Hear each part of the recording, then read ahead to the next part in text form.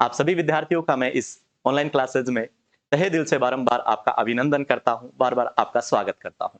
तो विद्यार्थियों, उम्मीद करता हूं मैं भी कि आप सभी बेहतरीन होंगे और अपनी नई रणनीतियों के साथ में, नई दिशा और नई ऊर्जा के साथ में पुनः अपने प्रयासों में लग गए होंगे। हालांकि हारना और असफल होना व्यक्ति की एक फितरत होता है और बहुत सी चीजें हमें सिखाता भी है।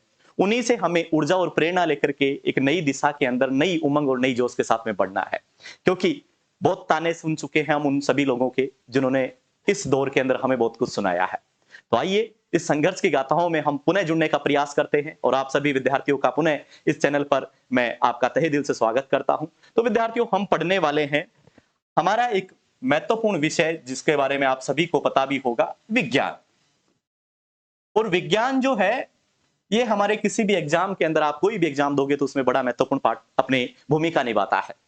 तो विज्ञान के अंदर अगर बात करके चले हम, तो विद्यार्थियों विज्ञान को हमने मुख्य रूप से 3 भागों में बांटा है और एक इकोलॉजी जो होता है, पारिस्थितिक तंत्र जो होता है, उसको भी ऐड किया जाता है।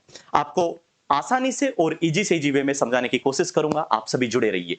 हम इसको 3 पार्ट में बांटेंगे। सबसे पहला पार्ट होगा जीव विज्ञान, जिसमें हम जीवों के बारे में पढ़ेंगे कि जीव के शरीर में कौन कौन से तंत्र होते हैं। दूसरा हम पढ़ेंगे रसायन विज्ञान, जिसे अपन केमिस्ट्री कहते हैं, रसायन विज्ञान। और तीसरा जो हमारा पार्ट है वो होगा हमारा फिजिक्स यानी भौतिकी, जिसमें हमें मात्रक पढ़नी है, विमाएं पढ़नी है, गणना पढ़ना है। देखो, शब्द से ही आप लोग समझ पा रहे होंगे जीव विज्ञान। जीव विज्ञान का मतलब होता है जिसमें जीव है और आपकी नजरों के सामने अगर कोई जीव को देखने जाओगे तो या तो कोई जंतु दिखाई देगा या आपको कोई पादप दिखाई देगा। तो हमारी जो जीव विज्ञान है उसे हमने 2 भागों में बांट दिया, एक हमारी पादप विज्ञान और एक हमारी जंतु विज्ञान। रसायन विज्ञान जो है, इसमें हम रसायनों के बारे में पढ़ेंगे, हमारे दैनिक जीवन में कौन कौन से रसायन काम आते हैं। तीसरा है हमारा भौतिकी, जिसके अंदर हमें गणना पढ़नी है, मात्रक पढ़नी है, विमाएं पढ़नी है। ये सभी टॉपिक हमें पढ़ने प्रारंभ करने हैं। और हमारा जो पहला पार्ट होने वाला है वो होगा डियर विद्यार्थियों जीव विज्ञान का। जीव विज्ञान। अब मैं आपको पूछूं कि भाई जीव विज्ञान किसे कहेंगे, तो आप सभी बता सकते हो कि वह विज्ञान की वह शाखा जिसके अंदर किसका अध्ययन किया जाता है, जीवों का। यानी विज्ञान की वह शाखा, विज्ञान की वह शाखा जिसके अंदर, वह शाखा जिसके अंदर जीवों का अध्ययन किया जाता है, जिसके अंदर जीवों का अध्ययन किया जाता है, स्टडी की जाती है, अध्ययन किया जाता है। ओके, अब हमने बात की कि जीव विज्ञान को हमने कितने पार्ट में डिवाइड किया है, कितने पार्ट में बांटा है। तो हमने इसे जंतु और पादप के अंदर बांटा है, एक जूलॉजी और एक बॉटनी का पार्ट है। अगर हम बात करें जंतु जीव विज्ञान की, तो इसमें हमने किसका अध्ययन किया है, जंतुओं का। और पादप विज्ञान के अंदर हमने पादपों की स्टडी की है कि पादप क्या होते हैं, कैसे वो कार्य करते हैं, उनके शरीर में कौन कौन सी चीजें पाई जाती हैं। तो हम सबसे पहले हमारा जो एक पार्ट ले रहे हैं विद्यार्थियों, वो है हमारा जंतु जीव विज्ञान। जंतु जीव विज्ञान, जैसा कि नाम से भी आप समझ गए होंगे, इसके अंदर हमें जंतुओं के बारे में पढ़ना है कि जंतु जो होते हैं उनके शरीर में कौन कौन सी क्रियाएं होती हैं। आप मेरे सामने बैठे हो, मुझे आप लोग सभी देख पा रहे होंगे। मैं अगर आपकी बात करके चलूं तो आपके शरीर के अंदर क्या कोई क्रिया नहीं चल रही? क्या आप मनुष्य हो, आप जंतु हो, आप सजीव हो? और मैं मनुष्य के बारे में बात करूं तो मनुष्य भी एक जंतु है। और मनुष्य के शरीर के अंदर आप बैठे बैठे एक चीज सोचो, आपने थोड़ी देर पहले या तो भोजन किया होगा या अब करोगे, उस भोजन का क्या होता होगा। तो हम एक टॉपिक लेते हैं, उसका नाम है पाचन तंत्र। पाचन तंत्र ये हमारे शरीर में गठित होता है। दूसरा है डियर विद्यार्थियों श्वसन तंत्र। आप एक बार बैठे बैठे एक चीज को दोहराओ कि आप अपने नाक के सामने अपनी अंगुली को लेकर के जाओ, आपको महसूस होगा कि कुछ वायु अंदर ग्रहण की जा रही है और कुछ वायु बाहर त्यागी जा रही है। इस प्रक्रिया को हम क्या बोलेंगे, श्वसन तंत्र। ओके, अब देखो, अगर मैंने भोजन ग्रहण किया है, जल ग्रहण किया है, तो वो मल मूत्र के रूप में उत्सर्जी पदार्थों के रूप में बनेंगे, क्योंकि जिनका हमारा शरीर यूज ले लेता है, उपयोग ले लेता है, वो चीजें हमारे शरीर के काम आ गई। और जो अनावश्यक पदार्थ होते हैं उनको शरीर से बाहर निकालना अति महत्वपूर्ण होता है, क्योंकि वो हमारे शरीर के अंदर कहीं ना कहीं उत्सर्जी पदार्थ के रूप में, हानिकारक रूप में, जहर के रूप में काम करते हैं। तो उन सभी पदार्थों का निष्कासन क्या कहलाएगा, उत्सर्जन तंत्र। ये हमारे शरीर के तंत्रों की बात कर रहा हूं मैं। अगले मैं तंत्र की बात करके चलूं तो विद्यार्थियों, परिसंचरण तंत्र। परिसंचरण तंत्र। आप एक चीज सोचो, आपके पैर में कोई चोट लग गई, आपके पैर में कोई ना कोई दर्द हो रहा है, आप किसी डॉक्टर के पास गए और डॉक्टर ने आपके एक इंजेक्शन लगाया। अब वो इंजेक्शन लगाने के लिए उसने आपके हाथ में इंजेक्शन लगाया। कभी एक चीज दिमाग में आई है क्या कि लगाया हाथ में इंजेक्शन है और वो दवाई पूछी मेरे पैर में है? तो ऐसा कौन सा तंत्र है अपने शरीर में जो एक जगह से दूसरी जगह परिवहन का काम कर रहा है? जैसे आप अपने स्टैंड से किसी बस गाड़ी में बैठते हो और अपने गंतव्य स्थान तक पहुंच जाते हो, तो आपने किस में बैठ के गए? गाड़ी के अंदर बैठ के चले गए। अगर मैं आपके शरीर की बात करके चलूं तो यहां पे उस दवाई को किसी ने बैठाया और उसको आपके पैर तक ले जाके पहुंचाया। तो ये भी काम कौन करता होगा? उसका नाम है परिसंचरण तंत्र। परि का मतलब चारों ओर और संचरण का मतलब क्या होता है? घुमाने वाला। जो चारों ओर घुमा करके लेके आए उसे क्या कहते हैं? परिसंचरण तंत्र। इसमें हम दो पार्ट पढ़ेंगे, एक तो पढ़ेंगे हृदय और हृदय के साथ में हम पढ़ेंगे ब्लड, रक्त के बारे में भी हमें इसमें पढ़ना है। अगली बात करके चले, परिसंचरण भी हो गया और अगर इसमें और टॉपिक्स हम हमारे शरीर के तंत्रों से रिलेटेड लेकर के चले तो हमारे शरीर के और भी तंत्र आते हैं। जैसे मैं बात करूं पोषण की, हालांकि ये पाचन तंत्र का एक पार्ट है और आपके शरीर में कौन कौन से भोजन लिए जाते हैं, कार्बोहाइड्रेट क्या है, वसा क्या है, प्रोटीन क्या है, आपको सलाह दी जाती होगी। आप जिम जाते हो, आपको सलाह देते हैं कि प्रोटीन ग्रहण करो, अब आपको वसा ग्रहण करनी है, अब कार्बोहाइड्रेट ग्रहण करनी है। तो ये सभी हम किस में पढ़ेंगे? पोषण के अंदर। और भी यदि मैं कुछ टॉपिक्स की बात करके चलूं तो कुछ अन्य टॉपिक और होंगे। जैसे मैं बात करूं आपके शरीर के रोग, आप बहुत सी बार आप रोगों को ग्रसित होते हो। जैसे कुछ रोग जो होते हैं जन्म से ही हम गिफ्ट में लेकर के आते हैं, कुछ रोग ऐसे होते हैं जिन्हें हम जन्म के बाद में कहीं और से ग्रहण करने की कोशिश करते हैं। तो रोग दो प्रकार के पढ़ेंगे हम, एक उपार्जित रोग जो बाहर से ग्रहण करते हैं और एक आनुवांशिक रोग जो मम्मी पापा से हम लेकर के आए हैं। अगर और टॉपिक्स की बात करके चलूं तो ये रोग एक महत्वपूर्ण है आपके पास में। रोग और पोषण ये दोनों टॉपिक क्या हैं? महत्वपूर्ण हैं। और भी बात करें जैव प्रौद्योगिकी, जैव प्रौद्योगिकी ये जो पार्ट होता है इसके अंदर आपको ज्यादा कुछ नहीं पढ़ना होता, सिर्फ और सिर्फ जैसे मैं इस मार्कर का उपयोग मेरे लिए कर रहा हूं, बहुत सी दवाइयां कैसे बनाई जाती है, कौन कौन सी विधियों के द्वारा बनाई जाती है, उसे हम क्या बोलेंगे? जैव प्रौद्योगिकी। तो ये कुछ मैं बायोलॉजी के हमारे शरीर के रिलेटेड कुछ चीजें बताया हूं, हालांकि बहुत लंबा चौड़ा पार्ट है बायोलॉजी का भी, लेकिन हमने कुछ पार्ट ऐड किया है। पाचन तंत्र, श्वसन, उत्सर्जन, परिसंचरण, पोषण, रोग और जैव प्रौद्योगिकी, ये कुछ शरीर के लिए हमारे तंत्र हैं। अब हम प्रारंभ करते हैं यहां से। हमारा पहला टॉपिक लेंगे पाचन तंत्र। हालांकि कोशिका है, कोशिका विभाजन जो है ये अलग टॉपिक है, ये भी बायोलॉजी के पार्ट है। हमने सबसे पहले पार्ट लिया हमारा पाचन तंत्र। पाचन तंत्र। अब मैं एकदम आपको इजी से इजी वे में समझाने की कोशिश करता हूं आपके उदाहरणों के द्वारा। आप सभी ने चाकी का नाम सुना होगा। अपने जो चक्की होती है उसी की तरह चाकी आती थी जिसके अंदर अनाज गेहूं वगैरह को डाला जाता था और उनको पीसा जाता था, पीसने का काम किया जाता था। अब मुझे ये बताओ, आप लोग भोजन क्यों ग्रहण करते हो? आप लोग श्वास क्यों ले रहे हो? अब आपने ये तो बहुत बार सुना होगा कि जीवित रहने के लिए ऑक्सीजन हमें चाहिए और ऑक्सीजन हम श्वास के द्वारा लेते हैं। जीवित रहने के लिए भोजन भी चाहिए, जल भी चाहिए। तो कभी ये सोचा है क्या कि ये चीजें हम क्यों ग्रहण कर रहे हैं? ऊर्जा के लिए।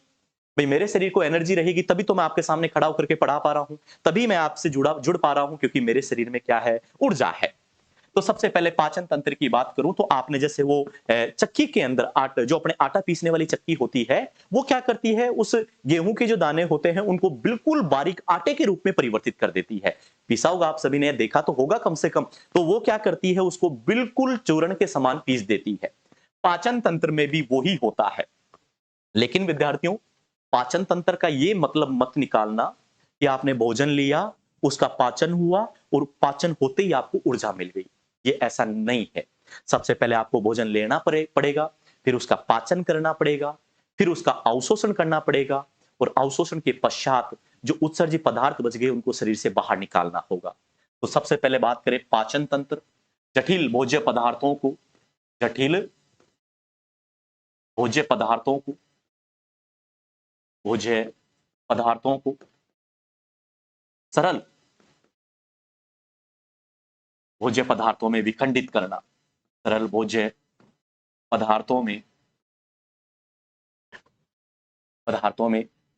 विखंडित करना। विखंडित का मतलब होता है तोड़ना, विखंडित करना।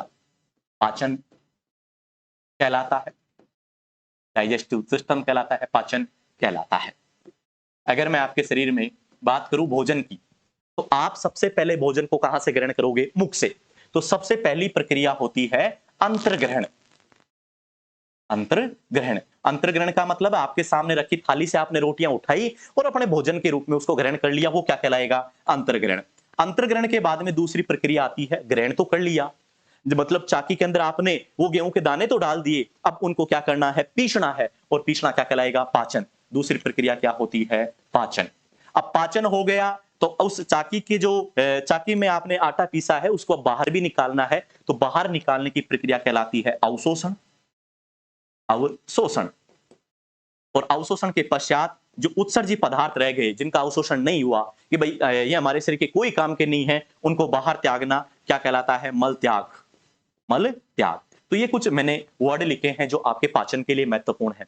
सबसे पहले भोजन ग्रहण करो, भोजन ग्रहण करने के पश्चात उसका पाचन करो, फिर उसका अवशोषण करो, और अंत में मल त्याग के द्वारा जो हानिकारक पदार्थ है उनको आप शरीर से बाहर त्याग दो।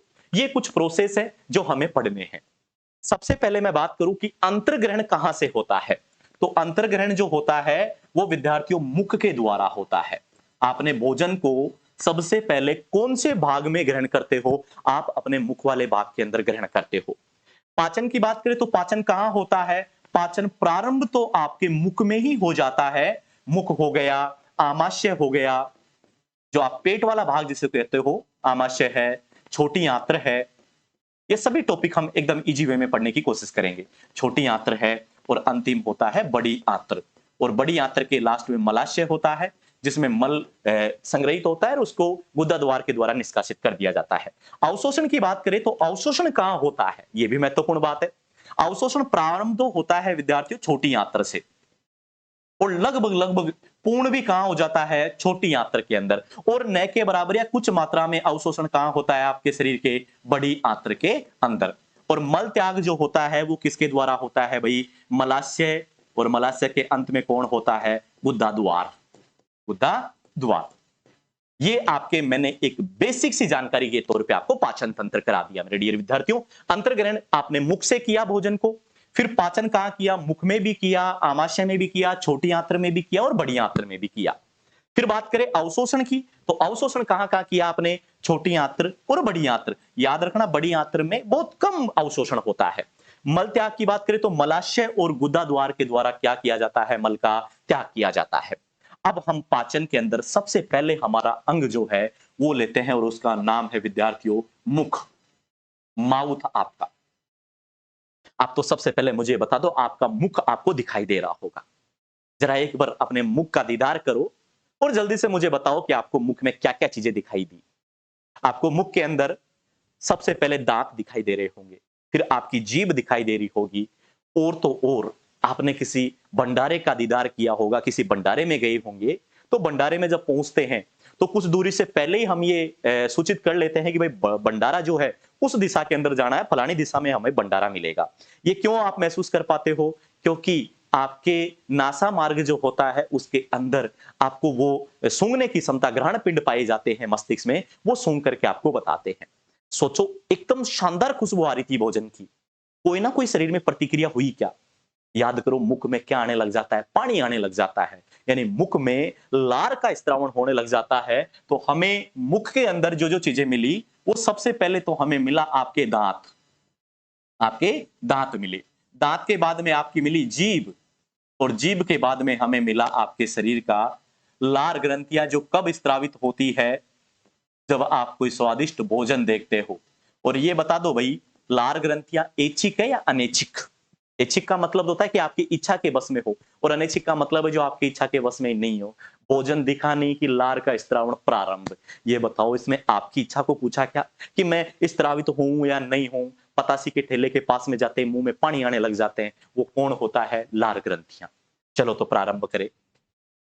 सबसे पहले हम लेते हैं दांत, और दांत की बात करें तो आपके शरीर में दांत कितने हैं? अब कोई बोलेगा सर जी मेरे शरीर में 28 दांत हैं, कोई बोलेगा 32 दांत है, और कोई बिल्कुल टाबरी बैठा है तो वो बोलेगा कि सर जी मेरे मुख में तो 20 दांत है। ये दांतों की संख्या अलग अलग कैसे है आपके मुख में? इसका मतलब जो दांत हैं वो अलग अलग हैं। तो देखो, सबसे पहले मैं आपके मुखड़ा बनाने की कोशिश करता हूं, ये आपका माउथ है। और मैंने इस माउथ को आपके 4 पार्ट में बांट दिया, ए, बी, सी और डी। एकदम आसानी से समझने का प्रयास करना। मैंने आपको आपका जो माउथ था, मुख था, उसको कितने पार्ट में बांट दिया? 4 में, ए, बी, सी, डी। मैं एक सूत्र लिख रहा हूं नीचे, 21 23 21 23। अब हालांकि आप पूछोगे ये क्या लिखे हो सर? तो ये एक संख्या मैंने लिखी है और इस संख्या का अर्थ मैं अभी आपको बताऊंगा। 2 और 1 3, 3 और 2 5, 5 और 3 8। 8 ये हो गए, 8 और 8 16 और 16 दूनी 32। सबसे पहले आपके मुख की बात करके चलो तो आपके मुख में 4 प्रकार के दांत होते हैं। कर्दक, रंध्रक, अग्रचवर्णक, अग्रचवर्णक। मैं हिंदी में बताने की कोशिश करूंगा, इंग्लिश कम से कम यूज करूंगा ताकि आप लोग आसानी से समझ जाओ। और अंतिम है चवर्णक। दांत हमारे 4 प्रकार के, कर्दक, रंध्रक, अग्रचवर्णक और चवर्णक। अब आप बोलोगे कि सर जी ये दांत कहें क्या है हमारे? देखो आप अपने मुख में एक बार सभी देखो, हमारे सामने के दांत ना कुछ बड़े हैं, आपको नजर आ रहे होंगे। और इसके बगल में हमारे जो दांत हैं, ये दांत आपको नुकीले नजर आ रहे होंगे, कुछ ना कुछ नुकीले हैं। उसके बाद में हमारी अकल डांट भी होती है लास्ट में जाकर के। तो हम इन दांतों की एक बार बात कर लेते हैं। देखो, सबसे पहले आपके मुख में मैं बात करूं तो कृतक दांतों की संख्या है 2। 2 इधर है और 2 ही आपके नीचे की ओर है। ओके, इधर भी आप लोग 2 बना दो और इधर भी आपने कितने बना दिए? 2 बना दिया। आपके मुख में कृतक दांतों की संख्या होगी। रंध्रक की बात करके चले तो एक पैंदा दांत बना दो आप। इधर भी बना दो एक, एक इधर भी बना दो, एक इधर भी बना दो, एक इधर बना दो। हालांकि सारे दांत ऐड नहीं हो पाएंगे भाई, लेकिन समझो। इसके बाद में हम बात करके चले अग्रचवर्णक की, तो अग्रचवर्णक दांतों की संख्या है 1 2, 1 2, इधर भी 1 2, इधर 1 और 2। ये हमारे अग्रचवर्णक दांत हो गए। फिर हम चवर्णक की बात करके चले तो चवर्णक हमारे 1 2 3, 1 2 3, 1 2 3, 1 2 3। मैंने ये दांत आपके मुख में बना दिए हैं। अब आप एक बार इन दांतों को गिनोगे ना, 1 2 3, मैं ऊपर लिखता जाता हूं, 1 2 3 4 5 6 7 और 8। 1 2 3, ये आपके 2 दांत तो कृतक हो गई, ये एक पैंदे वाला दांत हो गया। 4 5 6 7 और 8। अब देखो 8 दांत ये हो गए, 8 दांत ये हो गए। ऊपर की तरफ हमारे कितने दांत हो गए भाई? 16। और 16 दांत ही कहां है? नीचे की ओर है। तो कृतक दांतों की संख्या आपके मुख में टोटल कितनी हुई? देखो मैंने एक फॉर्मूला लिखा है, ये है आपके वयस्क के दांतों की संख्या। वयस्क का मतलब है जो कि मैच्योर है, उसके वयस्क जो होता है उसमें दांतों की संख्या कितनी होती है। वयस्क दंत सूत्र। और देखो आपको क्या करना है, इसे 2 से मल्टीप्लाई कर देना है। 2 और 1 3, 3 और 2 5, 5 और 3 8, 8 और 2 10, 10 और 1 11, 11 और 2 आपके 13 और 13 और 3 कितने हो गए? 16, 16 दूनों 32। मतलब सर ये क्या कर रहे हो आप? देखो ये जो मैंने फॉर्मूला लिखा है, ये फॉर्मूला आपके मुख को 2 भागों में डिवाइड कर रहा है। मैंने अपने मुख को 4 भागों में बांट दिया, ए बी सी और डी। मैंने इधर वाले भाग को और इधर वाले भाग को दोनों को समान मान लिया कि मेरा जो इधर का मुख में दांत है वही इधर होंगे। मैंने कहा चलो ठीक है भाई, एक तरफ का छोड़ देते हैं, इधर का हम तोल लेते हैं। जैसे आपने देखा होगा ना कई बार कि दड़ा बनाया जाता है कि इसमें इतना वजन हो गया तो उसके अकॉर्डिंग हम तोल लेते हैं। वैसे ही मैंने आधे भाग को छोड़ दिया और इस आधे भाग में दांतों को गिन लिया कि आधे में होंगे, उसे मैं 2 से गुणा कर दूंगा, मेरे दांत आ जाएंगे। तो जब मैंने देखा तो मेरे 2 तो कृतक ऊपर की ओर थे, एक रंध्रक था, 2 अग्रचवर्णक थे और 3 कौन थे? मेरे चवर्णक थे। ये इधर के हो गए। फिर मेरे नीचे की तरफ भी यही थे और मैंने कहा कि भाई इधर जितने दांत है उधर ही इतने भी होंगे, तो मैंने टोटल इनको किससे मल्टीप्लाई कर दिया? 2 से। मेरे मुख में कितने दांत हो गए भाई? 32। ओके, अगर हम बात करके चले 21 22, 21 22। अब आप इन दांतों को गिनो, 2 और 1 3, 3 और 2 5, 5 और 2 7, 7 और 2 9, 9 और 1 10, 10 और 2 12, 12 और 3। हमारी संख्या गलत हो गई क्या? 2 और 1 3, 3 और 2 कितने होते हैं भाई? 5, 5 और 2 7, 7 और 2 9, 9 और 1 10, 10 और 2 12, 12 और अच्छा यहाँ पे हमने 21 22 21 22 करना है। एक दांत एक्स्ट्रा हो गया और ये समझ से परे है। 21 22 बटा 21 22, 2 1 2 2, 2 1 2 2। अब एक बार इधर देखो भाई सामने आप, ये तो मैं बात कर रहा हूं वयस्क की, और इसमें मैं लिख देता हूं किशोर अवस्था। किशोर अवस्था। अच्छा मुझे ये बताओ विद्यार्थियों, किशोर अवस्था और वयस्क अवस्था में कौन सा दांत बढ़ गया?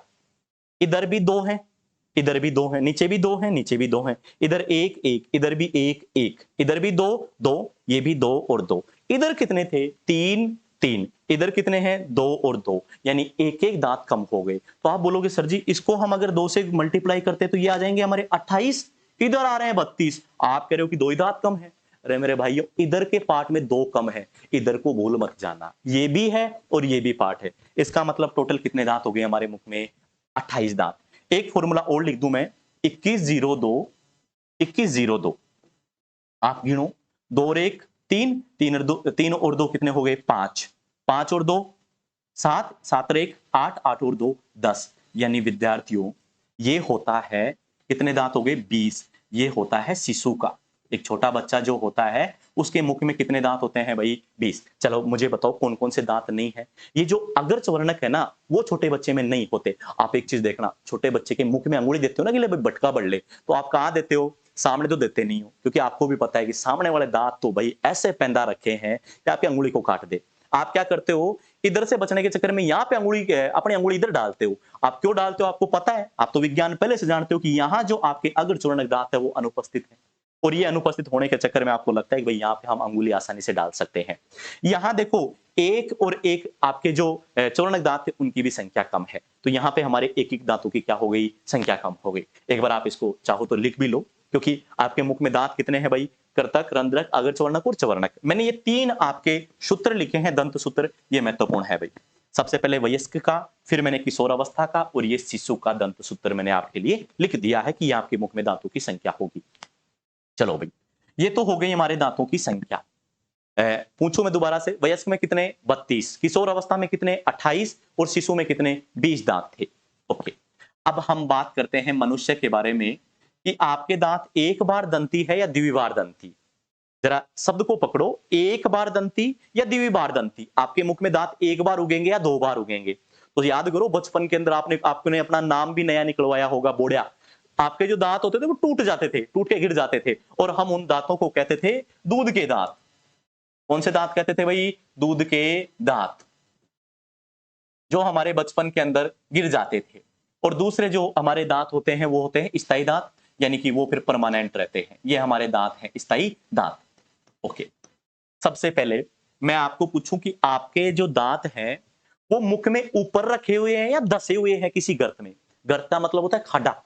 और देखो आपके जो दांत है ना, वो किसी ना किसी खड्डे के अंदर दसे हुए हैं, मतलब आपके मुख में इस प्रकार से एक गड्ढा बना हुआ है, और इसमें आपका जो दांत है वो फिट हो रखा है। देखो आपका इसी प्रकार से दांत होगा, हालांकि यहाँ गैप नहीं होता वरना तो उखाड़ ले जाए कोई। तो आपके जो दांत होते हैं वो होते हैं गर्त दंती। कैसे होते हैं भाई? गर्त दंती, यानी किसमें दसे हुए हैं? गर्त में। लेकिन एक बार दंती या द्विबार दंती? तो आप बोलोगे कि मनुष्य के जो दांत होता है वो कैसे होते हैं? द्विबार दंती। द्विबार दंती, यानी कितनी बार दांत उगते हैं? दो बार दांत उगते हैं। जीवन में कितनी बार? दो बार से ज्यादा नहीं उगेंगे। तुम सोचो कि अभी भी तुड़वा ले, अपनी वयस्क अवस्था हो चुकी है, सोचो कि आज भी टूट जाएगा तो उग जाएगा, ऐसा नहीं होगा भैया ना, फिर तो तुम परमानेंट बोड़े कहलाओगे। फिर तो डॉक्टर के पास में जाकर के टेम्परेरी आपको लगवा के आना पड़ेगा दांत। तो दांत जो होते हैं दो बार जीवन में उगते हैं, दो बार जीवन में उगते हैं। उगने का मतलब दो बार दांत निकलते हैं। पहली बार जो दांत निकले थे उन दांतों को हम क्या बोलेंगे भाई? दूध के दांत। पहली बार जो दांत निकले उन्हें हम बोलेंगे दूध के दांत। पहली बार हमारे जो दांत निकले थे। दूसरी बार जो दांत निकले उनको हम बोलेंगे स्थायी दांत। स्थायी दांत। अच्छा मुझे ये बताओ भाई, मैंने अभी आपको बोला था कि एक शिशु जो होता है, छोटा बच्चा जो होता है, उसके मुख में कितने दांत होते हैं? तो उसके मुख में संख्या होती है 20, और एक वयस्क में कितने होते हैं? 32। देखो देखो इसको समझना, हालांकि एक थोड़ा सा ठीक लेवल है। एक शिशु के मुख में तो है 20 दांत, और एक वयस्क के मुख में कितने दांत है भाई? 32। तो मैं बोलूं कि मनुष्य के सभी दांत दो बार उगते हैं, ये बात गलत होगी, क्योंकि कुछ दांत आप जैसे 12 दांतों की बात करके चले तो ये 12 दांत तो आपके वयस्क अवस्था में उगे हैं, किशोर अवस्था और किशोर अवस्था के बाद में वयस्क अवस्था में उगे हैं। बचपन में सिर्फ कितने दांत थे? 20, और ये 20 ही टूटे थे। 20 दांत जो है वो 2 बार उग रहे हैं, बाकी के 2 बार नहीं उग रहे। तो यहाँ पे एक तो दूध के दांत है और एक स्थायी दांत है। जब तक शिशु जो होता है माँ का दूध ग्रहण करता है तब तक उसके दूध के दांत कहलाते हैं और ये टूट के गिर जाते हैं, उसके बाद में स्थायी दांत आ जाते हैं। आगे बात करें, पहला तो ये कि मानव जो है वो गर्तदंती है। कैसा है भाई? गर्तदंती। मानव गर्तदंती है, गर्तदंती है, अर्थात दांत जो होते हैं किस में दसे होते हैं? गर्त में। गर्त में दांत दसे होते हैं, दसे होते हैं। किस में दसे होते हैं भाई? आपके कुछ गर्त होते हैं उनके अंदर आपके दांत जो होते हैं वो दसे होते हैं। कितनी बार दंती? आप 2 बार दंती हो। आपके जीवन में कितनी बार दांत उगे? 2 बार दांत उगे। एक बार दूध के दांत और एक बार कौन से? स्थायी दांत। अच्छा ये बताओ बचपन में कितने दांत थे? 20, और बाद में कितने हो गए आपके मुख में? 32 दांत हो गए। चलो विद्यार्थियों, ये तो कुछ हमारे दांतों की संख्या की भी बात हो गई और हमने कह दिया कि भाई हमारे दांत एक बार उगे या 2 बार। अच्छा दांतों के कार्य भी बता दो आप लोग कि दांत का काम क्या है। दांत के कार्य, तो दांत का जो कार्य होता है वो सबसे पहला तो ये है कि भोज्य पदार्थों को सरल पदार्थों में तोड़ देना। आपके मुख में आप लोग एक बार एक काम करो, रोटी का एक ग्रास लो और उसे मुख के अंदर आप चबाने की कोशिश करो। चबाने के बाद आप जब उसको बाहर निकाल के देखोगे, हालांकि मुझे पता है कि ऐसा करोगे नहीं, लेकिन जब बाहर निकाल के देखोगे तो आपको छोटे छोटे टुकड़ों में टूटा हुआ नजर आएगा। वो अभी तक किसने काम किया है? वो आपके भोज्य पदार्थों को तोड़ने का काम किसने किया? दांतों ने। पदार्थ सरल पदार्थों में टूट जाते हैं, सरल पदार्थों में सीधा लिख लो, तोड़ने का कार्य करता है। सरल पदार्थों में तोड़ने का कार्य, तोड़ने का कार्य करता है। ये कार्य कौन करता है? आपके दांत करता है। ठीक है, अगर ये दांत का आपका प्राथमिक कार्य हो गया, प्रमुख काम हो गया। ये नहीं है कि दांत आप बोलो कि भाई क्लोजअप हमें दांतों के करके हमें दांतों की चमक दिखानी है। वो ऐड दिखाते हैं ना कि दांतों में चमक आएगी, यूं घूमते हुए पता नहीं कोई आएगा मेरे पास, ऐसा नहीं है भाई। दांत सिर्फ और सिर्फ अपना काम करते हैं भोज्य पदार्थों को तोड़ने का। ऐसा नहीं है कि किसी को घुमा खुशबू आएगी दांतों में, कोई घूमता हुआ आपके पास में आएगा, ऐसा संभव नहीं है। भोज्य पदार्थों को सरल पदार्थों में तोड़ने का कार्य करते हैं। ये काम किसका है? आपके दांतों का। ओके, अगर दांत के बारे में मैं संरचना के बारे में और बात करके चलूं तो दांत जो होता है वो बना किसका होता है भाई? कैल्शियम फॉस्फेट का। दांत बना किसका होता है? आपका कैल्शियम फॉस्फेट का। कैल्शियम फॉस्फेट का आपका दांत बना होता है, दांत बना होता है, दांत बना होता है। एक चीज और, आपने ये सुना होगा कि दांत जो होता है वो हमारे शरीर का सबसे कठोर पदार्थ है। क्यों कठोर पदार्थ है? क्योंकि दांत जो होता है उस पर पाया जाता है इनेमल। इनेमल, इनेमल का आवरण पाया जाता है। लिख देना भाई शुरुआत में, दांत पर इनेमल का आवरण पाया जाता है। मैं लिख ही देता हूं इसको, दांत पर इनेमल का आवरण पाया जाता है। इनेमल आवरण पाया जाता है जो जो शरीर का सबसे कठोर, जो शरीर का सबसे कठोर भाग है। मतलब आपके शरीर का ये बहुत कठोर भाग है जिसका अपघटन करना संभव नहीं है, कठोर भाग है। इसीलिए तो आपने देखा होगा कि व्यक्ति को जब चिता के अंदर जलाया जाता है तो उसके दांत जो होते हैं ना वो शेष रह जाते हैं। मतलब इतने भयंकर तरीके से जो आग होती है 2 दिन 3 दिन तक, वो भी दांतों को अपघटित नहीं कर पाती, तोड़ नहीं पाती। तो दांत के ऊपर एक आवरण पाया जाता है जिसको कहते हैं इनेमल का आवरण, और ये इनेमल का आवरण जो होता है उसी के कारण जो दांत होता है वो बिल्कुल कठोर बना होता है।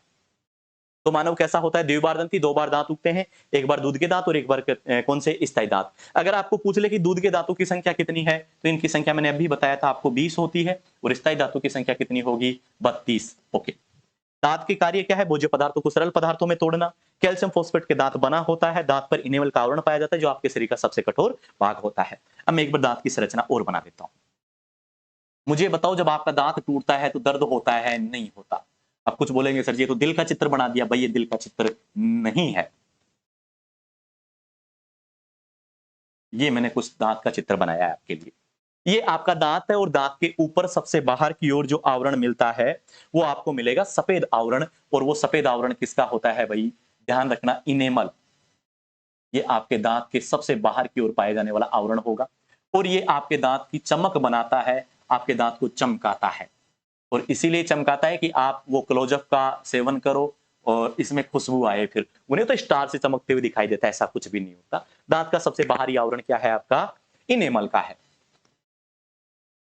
इनेमल आपका दांत का सबसे बाहर का आवरण है। और अगर हम बात करके चले, दांत के अंदर गुहा होती है। ये गुहा, गुहा का मतलब होता है खाली जगह। और इसमें कुछ तंत्रिकाएं पाई जाती हैं। अब ये तंत्रिका क्या है, इसके बारे में भी सुनो। मैं आपके सामने खड़ा हूं, आप पेन से, अगर आप हाथ में पेन है और लिखने की कोशिश कर रहे हैं तो एक छोटा सा कार्य कर लो, हालांकि गाड़ी मत निकालना। उस पेन को अपने अंगुली में थोड़ा सा चुबाने की कोशिश करो। आपको दर्द फील होगा, आपको लगेगा कि मास्टर मेरे पेन चुबा रहा है, मतलब मेरे दर्द फील हो रहा है। ये काम अगर किसी ने किया है तो वो आपके तंत्रिकाओं ने किया है। कई बार आप लोग सोचो, जैसे आप कोई गर्म वस्तु है, चाय बनाने के लिए आपने कोई गर्म किसी बर्तन के अंदर चाय बना रहे थे, वो बिल्कुल गर्म हो गया। आप उस वस्तु को जैसे ही टच करोगे, टच करते ही छोड़ देते हो, मतलब आपने उसको टच भी किया, तुरंत छोड़ भी दिया।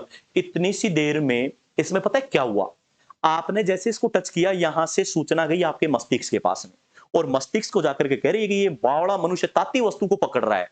आपके मस्तिष्क ने कहा कि भाई छोड़ दे वरना बढ़ जाएगा, जल जाएगा। आपके हाथ ने तुरंत छोड़ दिया, मतलब पकड़ा और तुरंत छोड़ दिया। इतनी सी देर में क्रिया मस्तिष्क तक भी गई, मस्तिष्क ने कह भी दिया कि हाथ हटा ले।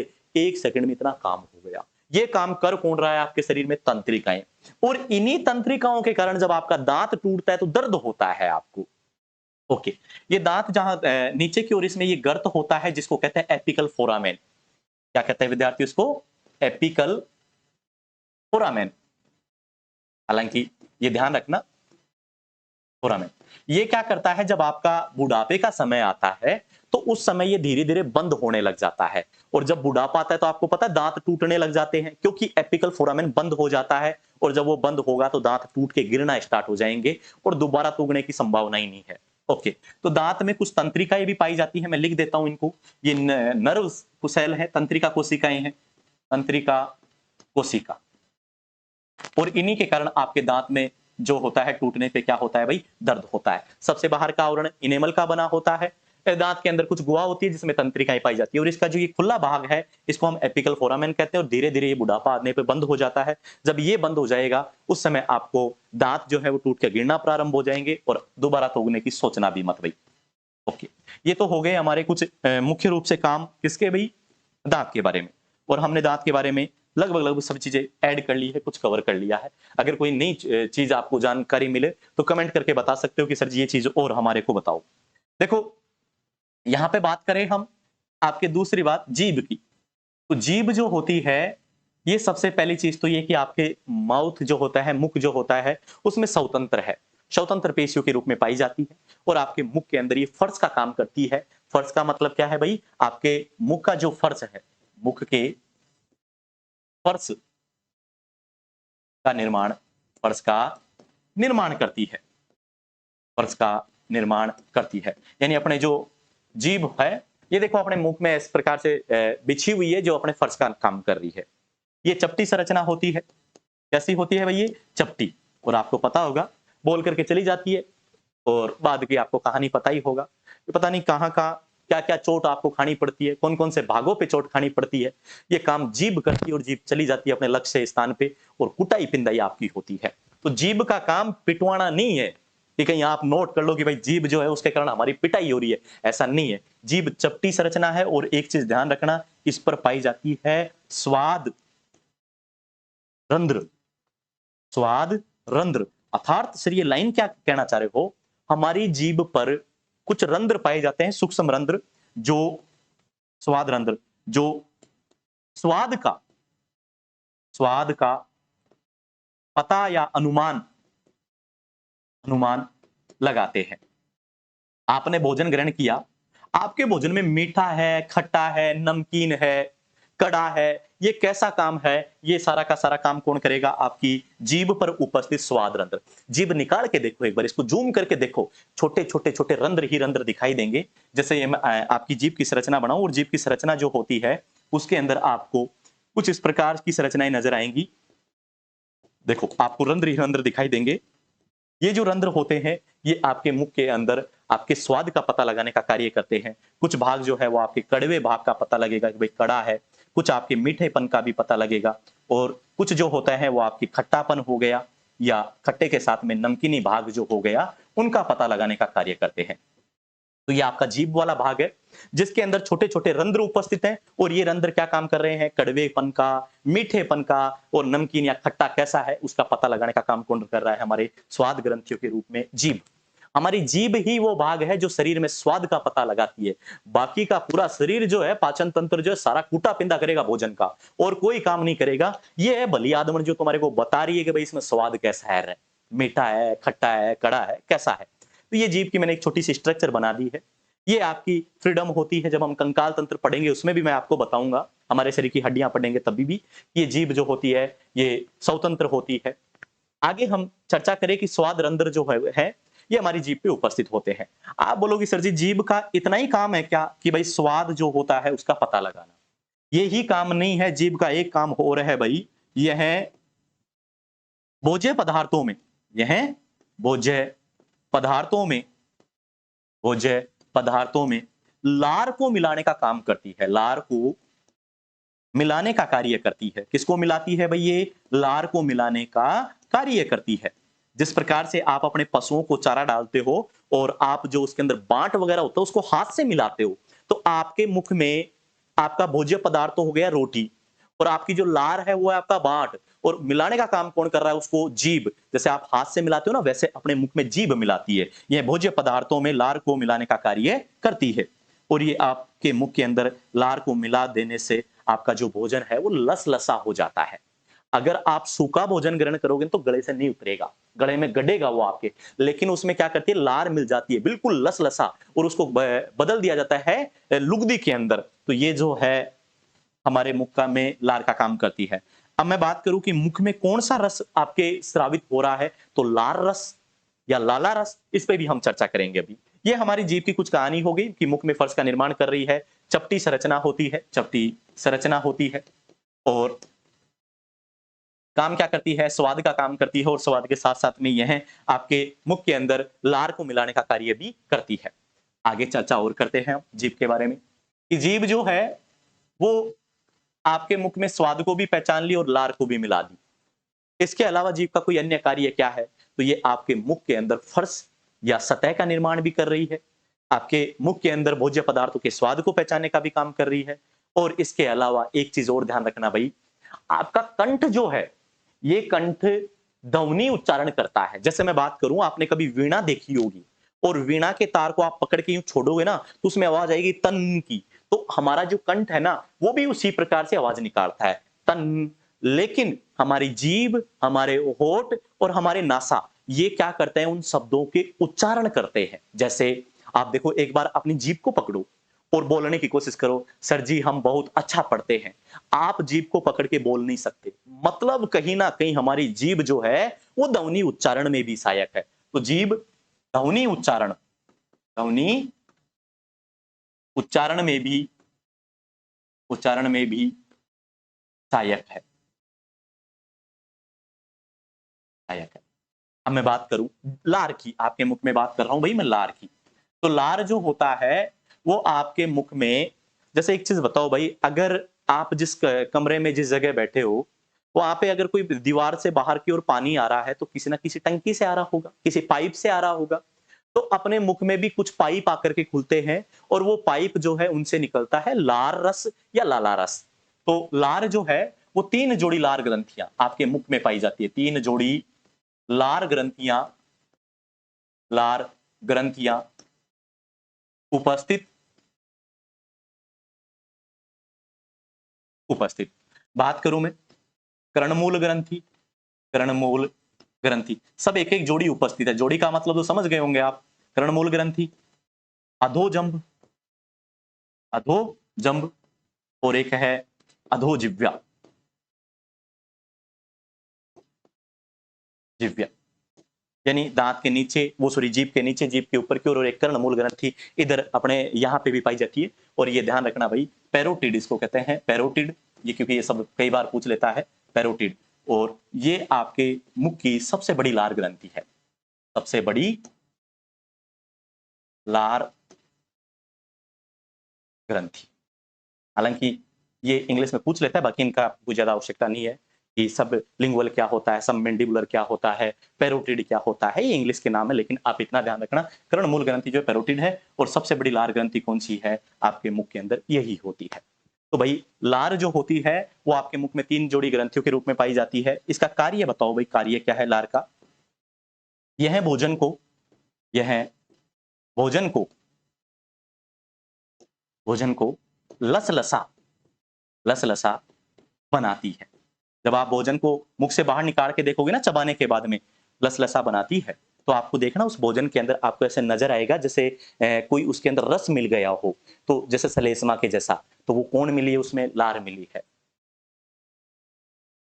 और यह जो है भोजन को लसलसा बनाती है। ठीक है भाई, मुख से लार रस, या दूसरा इसका नाम होता है लाला रस, जिसका पीएच मान जो होता है, पीएच की भी बात करेंगे, लगभग 6.8 के आसपास होता है। लाला रस स्त्रावित होता है, स्त्रावित होता है, जो भोजन को, जो भोजन को लुगदी में परिवर्तित कर देता है, लुगदी में परिवर्तित कर देता है, लुगदी में परिवर्तित कर देता है। लुगदी का मतलब क्या है? जैसे मैंने अभी बताया ना आपको कि आप भोजन को चबाने के बाद जब बाहर निकालोगे तो ऐसे लुगदी के समान नजर आता है। लुगदी से कागज बनाया जाता है, तो जो कागज होता है ना, उसके जैसे मटेरियल तैयार हो जाएगा आपके मुख में, ताकि आप गले से आसानी से उतार सको, निगल सको, और निगलने में कोई समस्या नहीं हो। भाई ये आपका बेसिक से जानकारी मैंने आपको दे दी है। मुख भी हो गया, जीभ भी हो गई, और आपका दांत जो है मुख में, ये सारी संरचनाएं हो चुकी है। अब यहां से एक क्वेश्चन एग्जामों में बार बार पूछा जाता है, और वो बड़ा महत्वपूर्ण क्वेश्चन है, उसकी भी चर्चा करते हैं। ये चीज आप नोट कर लो आराम से, ये चीज जो है बड़ी महत्वपूर्ण भी है, और आपके लिए आपको पता भी होना चाहिए। चलो हम बात करें, सर जी आपने टॉपिक लिया है पाचन तंत्र, आपने बताया ही नहीं कि मुख में पाचन भी होता है। आपने तो लिखाया था कि पाचन मुख से प्रारंभ होता है, लेकिन आपने अभी तक तो बताया नहीं कि हमें पाचन कहां से प्रारंभ हुआ। तो भाई देखो, मैं बात करूं मुख में पाचन की, तो आपका जो मुख होता है उसमें 30%, 30% स्टार्च का पाचन होता है, स्टार्च का पाचन होता है। अभी चर्चा करते हैं स्टार्च क्या होता है। स्टार्च का पाचन होता है। स्टार्च क्या होती है ये भी मैं भी आपको बताऊंगा। और मुख में जो एंजाइम पाया जाता है, एंजाइम क्या करते हैं? किसी पदार्थ को सरल रूप में विखंडित करने का कार्य करते हैं। मुख में जो एंजाइम पाया जाता है उसका नाम है टायलिन, टायलिन या लाइसोजाइम। लाइसोजाइम जो होता है जीवाणुओं को मारने का काम करता है, लाइसोजाइम। ओके, आपको पूछ ले कि मुख में कौन कौन से एंजाइम मिले, टाइलिन और लाइसोजाइम। मुख में पाचन किसका हुआ? 30% स्टार्च का पाचन कहां हुआ? हमारे मुख में। टाइलिन जो है ये स्टार्च का पाचन कर दिया, लाइसोजाइम जो है ये मुख में, कई बार आप भोजन जो ग्रहण करते हो ना, वो आपकी थाली में रखा है, उसमें जीवाणु भी आते हैं, बैक्टीरिया, वायरस, सभी उस रोटी पे आकर के बैठते हैं। और तो और वो जो मक्खी होती है ना, पता नहीं कहां बैठ के आई है, और वो भी आकर के आपके आटे पे बैठ जाती है, और उसी से रोटी बना के आप खा लेते हो। कृपया करके जो सामने रोटी रखी है उसको देखो, उस पे जो माखी आई ना, कहां से उड़ के आई है, कहां आके बैठी है। तो लाइसोजाइम क्या करेगा? जीवाणुओं को मारेगा, जीवाणुओं को मारने का कार्य करता है, मारने का कार्य करता है। कौन करता है भाई? आपके शरीर के में, मुख में उपस्थित लाइसोजाइम। ये हमारे मुख की बात हो गई। अब मैं इधर एक छोटी सी, हालांकि ये पढ़ना है अपने को टॉपिक कि स्टार्च क्या है, स्टार्च क्या है। तो देखो, आप अपने भोजन के रूप में क्या क्या चीजें लेते हो। देखो, आपके भोजन में, हालांकि इनको लिखना नहीं है अभी, समझो, आपके भोजन के अंदर होता है कार्बोहाइड्रेट, प्रोटीन और वसा, प्रोटीन और वसा। अब आप बात करोगे सर जी हमारा स्टार्च को कहीं लिखा ही नहीं। अल्प मात्रा में आपके भोजन में कौन होता है? विटामिन। ये आपके भोजन के मुख्य स्रोत हो गए। अगर मैं बात करूं कार्बोहाइड्रेट की, तो ये प्राप्त होता है आपको आटे से। आपका जो चून है उस चून से कौन प्राप्त हो रहा है आपको? कार्बोहाइड्रेट, आटा। प्रोटीन जो है ये आपको दाल वगैरह से प्राप्त हो जाती है। वसा जो है वो आपको तेल से प्राप्त होती है। और विटामिन के तो स्रोत हम चर्चा करेंगे, गाजर हो गया, ठीक है, सूर्य का प्रकाश भी हमें विटामिन देता है, इन सभी पे हम चर्चा करेंगे। लेकिन जो मैंने कार्बोहाइड्रेट बताया है जो आपको किससे मिल रहा है? अनाज से। आपका बाजरा हो गया, गेहूं हो गया, ठीक है, आपका जो मीठा रस गन्ना हो गया, शुगर हो गई, चीनी हो गई, उन सबसे हमें कार्बोहाइड्रेट मिलता है। अब कार्बोहाइड्रेट जो है ना वो 3 प्रकार का होता है। एक होता है मोनोसेकेराइड, हालांकि इस टॉपिक को अलग से पढ़ेंगे, ज्यादा डीप ले जाने की आवश्यकता नहीं है। मोनोसेकेराइड, डाइसेकेराइड और तीसरा है पॉलीसेकेराइड। तो डियर विद्यार्थियों, मोनोसेकेराइड का उदाहरण तो होता है ग्लूकोज। डाइसेकेराइड जो है उसके उदाहरण आपको मिलेंगे जैसे ग्लूकोज और ग्लूकोज मिलकर के मैं भी आपको बताऊंगा, यहाँ पे कुछ माल्टोज भी बनाएंगे। तो यहाँ पे तीसरा है पॉलीसेकेराइड, और पॉलीसेकेराइड जो होता है उसके उदाहरण है आपके स्टार्च। कौन है भाई? स्टार्च। डाइसेकेराइड में आपको याद ट्रिक बता दूंगा मैं आपको, दशमलव, जहां पे आपको द हटा देना है, से सुक्रोज हो गया, से आपको दशमलव, आपको वहां से अपने की ट्रिक बना लोगे, दशमलव, द को हटा दो और से मैं लव। यहाँ पे हम इस ट्रिक के द्वारा डाइसेकेराइड को भी खोज लेंगे। मोनोसेकेराइड जिसमें मैंने आपको ग्लूकोज बता दिया, और पॉलीसेकेराइड का एक उदाहरण है स्टार्च। अभी इनको छोड़ो, सिर्फ और सिर्फ इतना ध्यान रख लो कि स्टार्च है क्या? तो सर जी एक कार्बोहाइड्रेट है। स्टार्च क्या है भाई? कार्बोहाइड्रेट। मतलब आपके मुख में किसका पाचन हुआ? मैं ये पूछूंगा आपको थोड़ी देर बाद में कि आपके मुख में किसका पाचन हुआ, तो आप बता देना मुझे कि सर जी हमारे मुख में किसका पाचन हुआ था? कार्बोहाइड्रेट का। कितना प्रतिशत? 30%। तो कार्बोहाइड्रेट जो है उसी का सबसे पहले पाचन कहां प्रारंभ हुआ? आपके मुख के अंदर। तो याद रखो भाई, कार्बोहाइड्रेट हमारे मुख में 30% पाचन हो गया। आपका मुख क्या हुआ? कंप्लीट। उम्मीद करता हूं समझ में आया होगा। मुख की बातें हमने कंप्लीट कर दी, हमारा जो मुखड़ा है वो कंप्लीट हुआ। अब बात करते हैं हम गले की। एक बार गर्सनी जो अपने ये वाला भाग जहां होता है, अपने मुख और श्वास दोनों का एक कॉमन मार्ग होता है, देखो ये, इसको हम गर्सनी कहते हैं। हालांकि इसके बारे में हमें कोई ज्यादा चीजें पढ़ने की आवश्यकता नहीं, हम सॉशन में चर्चा करेंगे। फिर मैं बात कर रहा हूं आपके गले की, ठीक है। तो आपके गले के अंदर क्या होता है डियर विद्यार्थियों? 2 पाइप लगे होते हैं। देखो ध्यान से समझना, ये आपके मुख गले की बात कर रहा हूं मैं। गले में 2 पाइप लगे हुए हैं। एक पाइप का नाम है आपके आहार नाल, और आहार नाल जो होती है वो आपके मुख से प्रारंभ होकर के गुदा द्वार तक का इसका भाग होता है। 10 मीटर लंबी संरचना होती है। और ये आपके वायु नली है जो आप नाक से श्वास ले रहे हो उसको ले जाने का काम कर रही है, ठीक है भाई। इसके बीचों बीच में एक अन्य संरचना और है जो आपको शायद दिखाई दे रही होगी। देखो ये मैंने एक संरचना बनाई है और इसका नाम होता है गांठी ढक्कन। क्या नाम है भाई इसका? गांठी ढक्कन। इसको कहते हैं एपिग्लोटिस, और हिंदी में नाम क्या है इसका? गांठी ढक्कन, एपिग्लोटिस। एपिग्लोटिस। ये मोमबत्ती नहीं बनाई है भाई मैंने, कोई सोचे कि मोमबत्ती है। ये जैसे देखो, ये बीच में आपके गांठी ढक्कन उपस्थित है, एपिग्लोटिस उपस्थित है। जब आप भोजन निगलो, एक बार तो ये क्रिया आप करके देखो, आप कुछ निगलने की क्रिया करो। जब आप निगलोगे तो आपका श्वास रुक जाएगा, और जब आप श्वास लोगे तब आप कुछ निगल नहीं सकते। मतलब सर जी दोनों, नाक और मुख दोनों में से एक साथ दोनों काम नहीं कर सकते। पहले मुख काम करेगा तो नाक रुक जाएंगे, नाक काम करेगा तो मुख रुक जाएगा। मतलब बीचों बीच में एक संरचना उपस्थित है जिसका नाम है एपिग्लोटिस।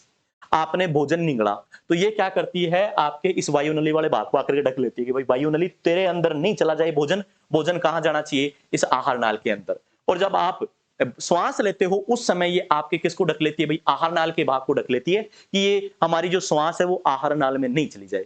कई बार क्या होता है, आप दबादब भोजन लेते हो, किसी गार्डन में गए थे फर्जीवाड़े से जीमने, प्लेट में डाला हुआ है सारा का सारा आइटम, अब एक ही इच्छा है कि बस ये जल्दी से बीत जाए। उस समय नजरें आपकी जो होती हैं वो सिर्फ और सिर्फ लक्ष्य पे होती हैं।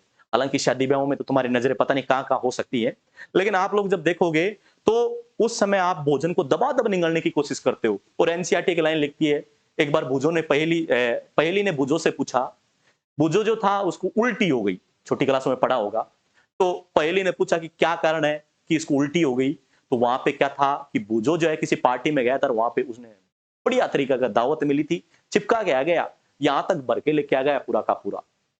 कई बार क्या होता है, आपके भोजन जो है वो जाना तो आहार नाल में चाहिए था, लेकिन बेचारी ये संरचना कितनी देर आपको रोके रहा? आप तो निगले जा रहे हो, दबा दब निगले जा रहे हो, तो ये क्या करती है, कई बार हार तक के कह जाती है कि भाई तू जा रहा, तेरी जहां इच्छा हो भोजन, और ये किसको ढक लेती है, आहार नाल को। तो आपका भोजन कहां चला गया, नीचे की ओर वायु नली में चला गया। जाना कहां चाहिए था, आहार नाल में, चला कहां गया गलती से, वायु नली के अंदर। अब वायु नली में नीचे की ओर फेफड़े बैठे हैं तैयार, भाई हमारे पास वायु आएगी, उस वायु को पकड़ेंगे, हम फेफड़ों में ले जाएंगे। आ कौन गया है, भोजन।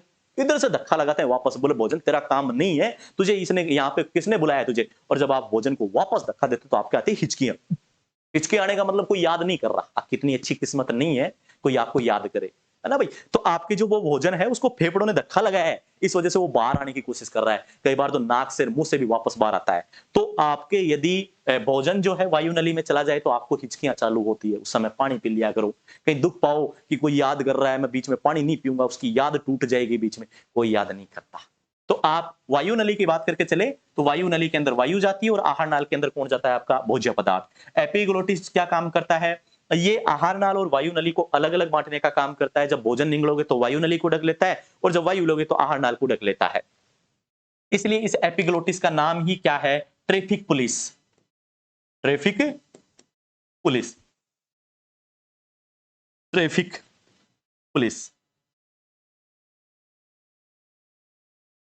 अब आप बोलोगे सर ट्रैफिक पुलिस कैसे, वो देखो ट्रैफिक पुलिस वाला खड़ा होता है, सीटी बजाता है कि भाई तू इधर इधर जा रहा है, अब तू रुक जा, अब तू इधर जा। तो आपके मुख में कौन काम कर रहा है, ये एपिग्लोटिस कर रहा है, ये ध्यान रखना, गांठी ढक्कन कर रहा है, इसको क्या कहते हैं, ट्रैफिक पुलिस वाला, जो आपके मुख के अंदर वायु और भोजन दोनों को अलग अलग मार्ग में जाने का कार्य करता है। इसका लिख दो नीचे, कार्य क्या है, भोजन, भोज्य नली, मैं लिख देता हूं, भोज्य नली तथा वायु नली को, वायु नली को विभाजित करता है, अलग अलग करता है, वायु नली को विभाजित करता है। और जब भोजन निगलते हो तो वायु नली को ढक लेता है, जब वायु लेते हो तब किसको ढक लेता है, ये भोज्य नली को ढक लेता है। ये मैंने किसकी बात की भाई, आपके एपिग्लोटिस की। ट्रैफिक पुलिस वाला भी हमारा क्या हुआ, कंप्लीट हुआ। अब यहां से भोजन गले से नीचे जा चुका, ट्रैफिक पुलिस वाले ने भी पास कर दिया, भाई तू जा रहा है, तेरे पास हेलमेट वगैरह है कि नहीं है, तू तो जा। अब यहां से भोजन हमारे आगे की ओर जाएगा, आपके ग्रास नाल के अंदर, किसमें जाएगा भाई, ग्रास नाल में। अब बात करते हैं ग्रास नाल, ओके। अब देखो ग्रास नाल जो होती है, इसमें कभी आपने किसी सांप को, कोई चूहा या मेंढक निगलते हुए कभी देखा हो, आजकल बहुत से वीडियो मिल जाते हैं आपको निगलते हुए। वो क्या करता है, जब भोजन को निगलता है ना, तो जिस भाग में भोजन होता है वो तो फैल जाता है। अब भोजन जैसे जैसे आगे जाता जाएगा ना, वैसे वैसे फैलता जाएगा। जैसे भोजन यहाँ उपस्थित है तो यहाँ की संरचना फैल जाएगी, बाकी जो है संरचना सिकुड़ी रहेगी। जब भोजन नीचे आएगा तो नीचे आने पे ये संरचना तो हो जाएगी वापस अपनी स्थिति पे, और नीचे वाला फूल जाएगा। ये इस प्रकार का जो पाचन होता है, आपने सांप वगैरह के अंदर देखा होगा। ये लो भाई, किसमें देखा होगा आपने, सांप वगैरह में देखा होगा। और यही कारण होता है, और इस परिवहन को क्या बोलते हैं, कर्मानुकुंचन गति। भोजन जहां पे जाए वहां फैला दे, और फिर आगे चला जाए तो आगे फैला दे, पिछले वाला भाग वापस संकुचित हो जाए। तो इसोफेगस या आपके ग्रास नाल की बात करके चले, इसमें भोजन, इसमें भोजन कर्मानुकुंचन गति करता है, कर्मानुकुंचन गति करता है, गति करता है। मैंने समझाने के लिए बता दिया है आपको कि जिस प्रकार से सांप निगलता है, उसी गति को क्या बोलोगे आप, कर्मानुकुंचन। भोजन जो है एक जगह से दूसरी जगह जा रहा है, वो गति कर रहा है, मूवमेंट कर रहा है। इसके अलावा कौन सी क्रिया के द्वारा कर रहा है, वो कर्मानुकुंचन के द्वारा। तो ये आपकी क्या है भाई, ग्रास नाल। अब जैसे समझो, मैं एक बार छोटा सा चित्र बना रहा हूं, ये आपके मुख हो गया, और मुख के अंदर आपका जो भोजन है उसको निगलने के बाद में आपका भोजन जाता है नीचे की ओर आमाशय के अंदर, जिसको आप पेट वाला भाग कहते हो। ये कौन सा भाग है भाई, आमाशय। मैंने आपका मुख भी कंप्लीट करवा दिया, यहां तक हम पूछ चुके हैं। इसका नाम क्या है, आमाशय। मैं इस चित्र को आपको थोड़ा सा इधर जूम करके दिखाता हूं कि ये चित्र क्या होता है। ये जो संरचना होती है इस प्रकार की आपको नजर आएगी भाई। कैसी आकृति की है ये, जे आकृति की, ठीक है। अभी मैं इस चित्र को एक बार क्लीन कर देता हूं और सिर्फ आपको आमाशय के बारे में बताता हूं। अब हमारा कौन सा ऑर्गन, स्ट्रोमच आमाशय शुरू हो गया, आमाशय। और इसी को हमारे पेट वाला भाग बोला जाता है। भोजन जब आप निगलते हो तो ये कहां जाकर के स्टोर होता है, आपके आमाशय के अंदर। आमाशय के जिस भाग से प्रवेश करता है उस भाग को कहते हैं जठरागम, जठरागम। निर्गम भाग, इस भाग को क्या बोलोगे? बीच वाले भाग को फंडस, और नीचे वाला जिस भाग से आगे की ओर जा रहा है उसको आप बोलोगे जठरा निर्गम। मैं ये जठरा शब्द इसलिए हिंदी का यूज कर रहा हूं क्योंकि मैं बताऊंगा कि आपके आमाशय में कौन सा रस होता है, जठर रस। मैं अंग्रेजी वर्णमाला का प्रयोग नहीं करके हिंदी वर्णमाला में आपको बताने की कोशिश कर रहा हूं। जठरागम, फंडस और जठरा निर्गम भाग, तीनों के तीनों मैंने पाठ आपको बता दिया है। यहां से भोजन आपके मुख से गले से उतरता हुआ कहां आया? जठरागम भाग में, और यहां से फिर आपके फंडस में, और जब यहां कंप्लीट हो जाएगा तो यहां से आगे जाएगा आपका भोजन छोटी आंत्र में, और छोटी आंत्र में किस भाग से जाएगा? जठरा निर्गम भाग से। तो अभी हमें इस पे चर्चा नहीं करना, अभी हम एक बार आमाशय के बारे में कंप्लीटली देख लेते हैं। ठीक है विद्यार्थियों, अब मैंने जिस प्रकार से आपके मुख के बारे में बताया था कि मुख में आपको दांत मिले, जीभ मिली, लार ग्रंथियां मिली, उसी प्रकार से अगर बात करके चलूं मैं आपके आमाशय में, तो आमाशय जो होता है ये कैसी आकृति का होता है? जे आकृति का होता है। अंग्रेजी वर्णमाला का जो जे होता है उसकी आकृति का होता है, जे आकृति का होता है, जे आकृति का होता है। ठीक है भाई, अगर और बात करके चले तो आमाशय में आपके क्या हुआ, क्या घटना घटित हुई? पहले तो मुझे बताओ आप, कई बार खाटी खाटी डकार आती है आपको, या कई बार आपको उल्टी हो, तो जो उल्टी होती है वो कैसी लगती है आपको? बिल्कुल खट्टी खट्टी लगती है एकदम, या जलन से होती हुई आती है, क्योंकि आपके आमाशय में उपस्थित है अम्ल। और देखो दो चीजें होती हैं, एक तो होता है अम्ल और एक होती है क्षार। अम्ल जो होता है वो स्वाद में खट्टा होता है, और क्षार जो होता है वो कड़वा होता है। अम्ल जो है, जैसे मैं बात करूं तेजाब की, तो तेजाब भी एक अम्ल की भांति काम करता है, हम अभी चर्चा करेंगे यहां पे। अब आपका जो भोजन था वो प्रवेश कर गया आपके आमाशय में, और आमाशय जे आकृति की संरचना थी, हमने ये लाइन नोट कर ली। अब आपके आमाशय में क्या क्या घटनाएं संपन्न हुई, एक बार इन सभी घटनाओं को समझना भाई। सबसे पहले आपके आमाशय में इसे मिला HCl। कौन मिला भाई? HCl, इसका नाम है हाइड्रोक्लोरिक अम्ल। एक बार बिल्कुल बेसिक से समझो, हाइड्रोक्लोरिक एसिड, क्लोरिक अम्ल, ये आपके आमाशय में भोजन को जाते ही मिल गया। और मैं अगर इस शब्द के लिए और भी प्रयोग करूं तो ये विद्यार्थियों और कुछ नहीं, तेजाब की बात ही होता है। और जब आपके हाथ पे तेजाब डालूंगा तो जलेगा या नहीं जलेगा? जलन होगी कि नहीं होगी? होगी। फिर सर जी हमारे आमाशय के अंदर पेट में जलन क्यों नहीं होती हमेशा, कभी कभार ही क्यों होती है? आप कह रहे हो कि भाई तेजाब की तरह काम कर रहा है तो जलन तो हमेशा होनी चाहिए, इस पे भी हम चर्चा करेंगे। सबसे पहले HCl, आपका भोजन यहां आया और उसको आते ही सबसे पहले HCl ने ढक लिया, और HCl उसके अंदर मिल गया बढ़िया तरीके से। ये रस है एक, जिसको हम जठर रस कहते हैं, वो मिल गया, हाइड्रोक्लोरिक अम्ल। अब मैं बात करूं कि सबसे पहले आपने भोजन में क्यों मिलाया इसे, मैं फिर से बता दूं, लाइसोजाइम मैंने अभी लिखा था जीवाणुओं को मार रहा था, लेकिन वो कंप्लीटली जीवाणु को नहीं मारता। वो भोजन अब आपके आमाशय में चला गया। अब देखो, आपने जो थाली में रोटियां रखी हुई है ना, उस रोटी पे मक्खी, कीट, वायरस, कीड़े मकोड़े सब कुछ आकर के बैठने की कोशिश कर रहे हैं। सूक्ष्म जीव तो आपको दिख ही नहीं रहे, वो तो बैठे ही हैं। आपने उनको भी अपने भोजन के साथ में ग्रहण कर लिया। अब ये तो है नहीं कि हर सूक्ष्म जीव तुम्हारे लिए प्रॉफिट देगा, तुम्हें फायदा देगा। बहुत से ऐसे हैं जो तुम्हें नुकसान पहुंचाएंगे, तुम्हारे को रोग फैलाएंगे। अब वो तुम्हारे शरीर को रोग फैलाए उससे पहले तुम्हारा जो HCl है ना, वो उस भोजन के अंदर जाकर के मिल जाता है, और भोजन को कहता है कि लाओ भाई, जितने भी जीवाणु हैं, कीड़े मकोड़े, सबको बाहर निकालो, सबको जला के राख करना है, क्योंकि ये भोजन के अंदर जितने भी जीव जंतु है के उन सबको नष्ट करने की काम करता है। तो HCl की बात करके चलूं तो भोजन में गए, भोज्य पदार्थों में, भोज्य पदार्थों में उपस्थित, भोज्य पदार्थों में उपस्थित हानिकारक, हानिकारक जीवों को, हानिकारक जीवों को, या मैं जीवों की जगह सूक्ष्म जीव लिख दूं तो और भी ठीक रहेगा, हानिकारक सूक्ष्म जीवों को, सूक्ष्म जीवों को नष्ट करता है, नष्ट करता है। तुम तो खा लेते हो जो जी करता है वो, लेकिन बेचारा जो तुम्हारा आमाशय है उसमें HCl उस भोजन को जांच परख करता है कि भाई कोई हानिकारक जीव नहीं आ जाए। लेकिन बहुत से ऐसे हैं जो धोखा दे करके चले जाते हैं, भित्ति जो होती है उस पर कोई प्रभाव नहीं पड़ता, बहुत सी चीजें होती हैं। तो HCl जो है ये आपके भोजन को शुद्ध करने का काम करता है, भोज्य पदार्थों में उपस्थित हानिकारक सूक्ष्म जीवों को क्या कर देता है, ये नष्ट कर देता है। ये तो हमारा क्या काम हो गया है HCl का।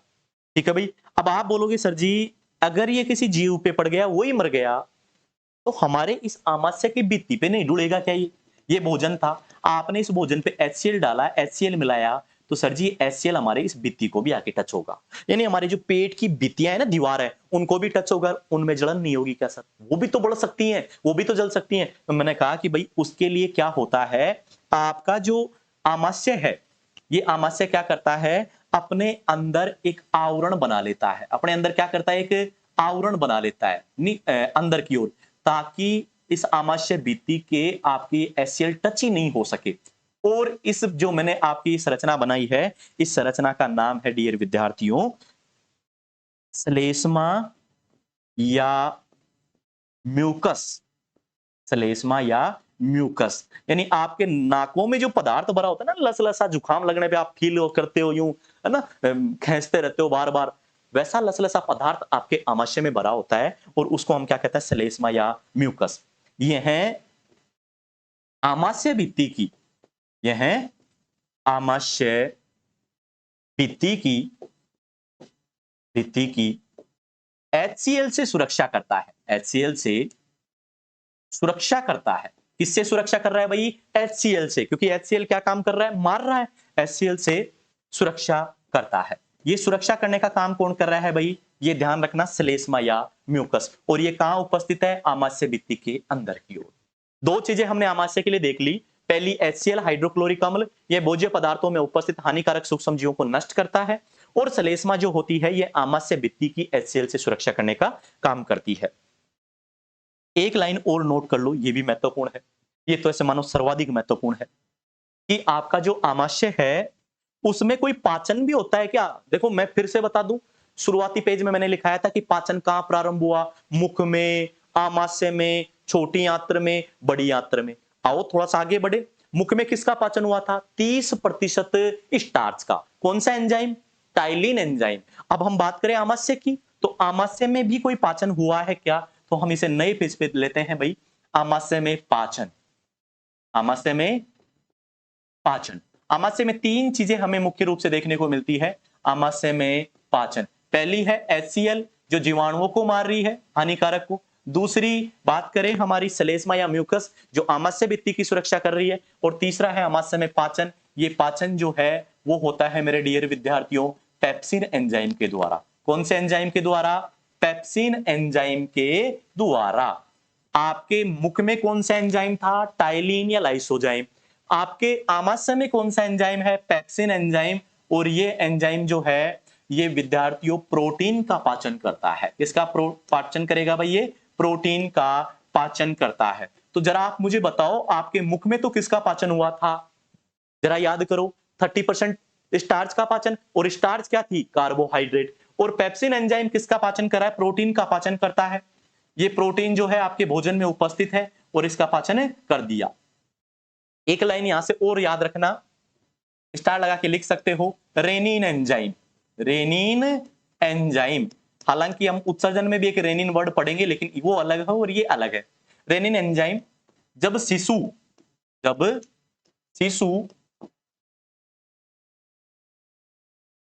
माता का दुग्ध ग्रहण करता है, दुग्ध ग्रहण करता है,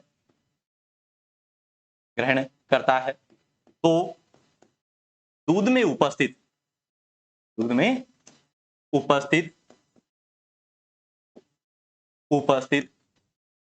कैसीन प्रोटीन का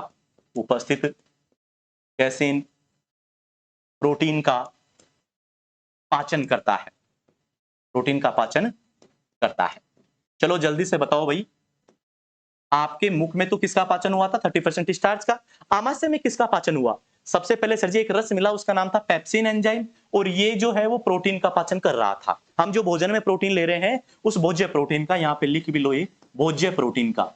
लेकिन बात करें रेनिन क्या है, तो मुझे बताओ जब छोटा बच्चा भोजन नहीं लेता उस समय उसके शरीर में कोई पाचन करता है क्या, तो ये जो रेनिन एंजाइम है ये शिशु के माता जो होती है, जब शिशु माता का दूध ग्रहण करता है तो उस दूध में उपस्थित जो प्रोटीन होती है उसका पाचन कौन करता है, रेनिन करता है। ये दोनों पॉइंट आप ध्यान रखना। यही रीजन है कि जब एक छोटा बच्चा जो होता है वो आप लोग देखना दूध पीने के बाद जब उल्टी करता है ना, तो जो दूध होता है वो फटा हुआ होता है। क्योंकि मैं अपनी भाषा में बात करूं, हम दूध में जावण देते हैं और जावण देने के बाद में छाछ डालते हैं, खट्टा पदार्थ डालते हैं और वो दूध हमारा फट जाता है। जो दही की तरह बदल जाता है। आपके आमाशय में भी क्या है? अम्ल है, खट्टे पदार्थ हैं, वो उस दूध में मिल गए, दूध क्या हो जाएगा? फट जाएगा। इसीलिए जब बच्चा, छोटा बच्चा दूध पीने के बाद उल्टी करता है तो वो उल्टी आपको फटी हुई नजर आएगी। तो विद्यार्थियों ये ध्यान रखना, ये बहुत महत्वपूर्ण लाइन है कि पेप्सिन एंजाइम किसका? भोज्य प्रोटीन का पाचन, और रेनिन एंजाइम किसका पाचन करता है? माता के दूध में उपस्थित केसिन प्रोटीन का पाचन करता है। आमाशय के बारे में हमारी कुछ जानकारियां, 3 चीजें हैं। सबसे पहले HCl भोज्य पदार्थों में उपस्थित सूक्ष्म जीवों को मारता है। सलेस्मा या म्यूकस HCl से आमाशय भित्ति की सुरक्षा करता है। तीसरा है पेप्सिन, यह प्रोटीन पाचन का कार्य करता है। रेनिन, यह माता के दूध में उपस्थित प्रोटीन का पाचन करता है। विद्यार्थियों, उम्मीद करता हूं यहां तक समझ में आया होगा। जुड़े रहो, क्योंकि अभी हमें थकना नहीं है, हारना नहीं है। उन सभी के ताने उल्हाने याद रखना जिन्होंने कहा था तू नहीं कर सकता, उनको जवाब देना है इस बार, और जल्दी से तैयारी के लग जाओ मेरे मित्रों, क्योंकि हमें बड़ी रणनीति और बड़ा सपना अपना जो है उसे पूरा करना है, और सपनों के लिए वही भागता है जो उसे हकीकत में बदलने की क्षमता रखता है। तो आओ, जुड़े रहो, दूर नहीं हटना। रेनिन एंजाइम का भी कुछ काम हो गया। अब बात करें कि आपके मुख में तो हमने लाला रस या लार रस बता दिया था, लेकिन यहां कौन सा रस स्रावित होता है? तो आपके आमाशय के अंदर जो रस स्रावित होता है उसका नाम है जठर रस। जठर रस। और यहां सबसे महत्वपूर्ण है कि इसका पीएच मान लगभग 1.2 के आसपास होता है, पीएच मान। और इसी के कारण कहते हैं कि भाई ये क्या है? प्रबल अम्ल, प्रबल अम्ल है। और प्रबल अम्ल होने के कारण यह भोज्य पदार्थों में आए जीवाणुओं को मारने का कार्य करता है। जठरस जो होता है उसका पीएच मान कितना है? 1.2, और ये आपके प्रबल अम्ल का काम करता है। लार में यदि आपने नहीं लिखा तो लार में भी एक पॉइंट लिख लेना कि लार का जो मैंने लिखा दिया होगा शायद, पीएच मान लगभग 6.8 के आसपास होता है। यहां देखो पीएच मान कितना आ गया? 1.2। मतलब कितना ज्यादा अम्लीय हो गया ये आप कल्पना कर सकते हो। मतलब खट्टापन कितना ज्यादा बढ़ गया कि 1.2 आ गया। अब आप सोचोगे सर जी 6.8 बड़ा होना चाहिए, 1.2 तो छोटा होना चाहिए। तो देखो, पीएच मापने के लिए हम क्या करते हैं? स्केल लेते हैं, अपनी भाषा में बात करें फुट्टा लेते हैं, और फुट्टे में संख्या लिखी होती है एक, यहां 0 से लेकर के 14 तक। बीच में संख्या होती है 7। 7 पर ना तो अम्ल है ना सार है, यानी फुट्टे में संख्या लिखी होती है, यहां पे उदासीन है, मतलब ना तो अम्ल है और ना ही क्षार है। लेकिन जब आप इधर आना प्रारंभ करोगे ना, धीरे धीरे 6, 5, 4, 3, 2, 1, तो भाई इधर जैसे जैसे आओगे अम्ल बढ़ता जाएगा। मतलब 6 पर सबसे कमजोर अम्ल होगा, और 1 पर आते आते तो ये अम्ल सबसे प्रबल हो जाएगा। 7 पे क्षार सबसे वीक होगा। 8, 9, 10, 11, 12, 13 इधर जाने पे क्षार क्या होता जाएगा? बढ़ता जाएगा। तो जिधर संख्या जितनी ज्यादा कम उतना ज्यादा अम्ल, संख्या जितनी ज्यादा बड़ी उतना ज्यादा सार। तो देखो 1.2 बिल्कुल कम आ गया, तो ये कैसा अम्ल होगा? प्रबल अम्ल होगा, बहुत ज्यादा मात्रा में। अब आप क्या करते हो? कई बार सुबह से शाम तक भूखे रहते हो, है ना, कठिन परिश्रम करते हो, रूम पे रह के तैयारी करते हो, तो वहां खाना बनाने का जी नहीं करता। कई बार करता है सब्जी बनाऊं नहीं बनाऊं, खाना खाऊं या नहीं खाऊं। फिर अपने सपनों को जो हकीकत में बदलने की जिज्ञासा रखते हैं, वो तो बना भी लेते हैं, नहीं भी बनाते, अपनी पढ़ाई के लग जाते हैं। लेकिन आप एक चीज नोटिस किए होंगे, कभी आपने सुबह से भोजन नहीं ग्रहण किया, आपके जब आप शाम को भोजन ग्रहण करो और कहीं भंडारा मिल जाए, कहीं जीवड़ा मिल जाए, तो वहां तीखा भोजन होता है, थोड़ा सा मसालेदार भोजन होता है। जब आप उस मसालेदार भोजन को ग्रहण कर लोगे ना, तो आपके आमाशय के अंदर आपको लगेगा एसिडिटी हो गई। अपने नॉर्मली भाषा में बात करें, एसिडिटी होगी। इनो जो हो, इनो लेते हैं, तो उसमें क्या होता है कि आप लोग आमाशय में रस निकले जा रहा है, भोजन गया नहीं। अब वो रस कहां यूज हो? ऐसा नहीं है कि कोई रस भोजन लेने पे ही आता है, आपने भोजन निगला नहीं क्योंकि भोजन आपको मिला नहीं, तो उसमें वो रस जो है वो उपस्थित है पहले से, आपके आमाशय में बड़ा रस भर गया। जब आप भोजन ग्रहण करोगे तो वो भोजन पहले से तीखा है और वो और रस मिल जाएगा, तो आपके आमाशय की जो श्लेष्मा है ना, वो भी बेचारी फैल हो जाएगी, क्योंकि बहुत ज्यादा मात्रा में अम्ल हो गया। तो उस समय आपके पेट में जलन होने लगती है, आपको लगता है जैसे कि एसिडिटी हो रही हो, और कई बार तो आपके जो ये ग्रासनाल वाला भाग है इसमें भी जलन होने लगती है। फिर आप लेते हो इनो, तो ये भी पॉइंट लिख लेते हैं।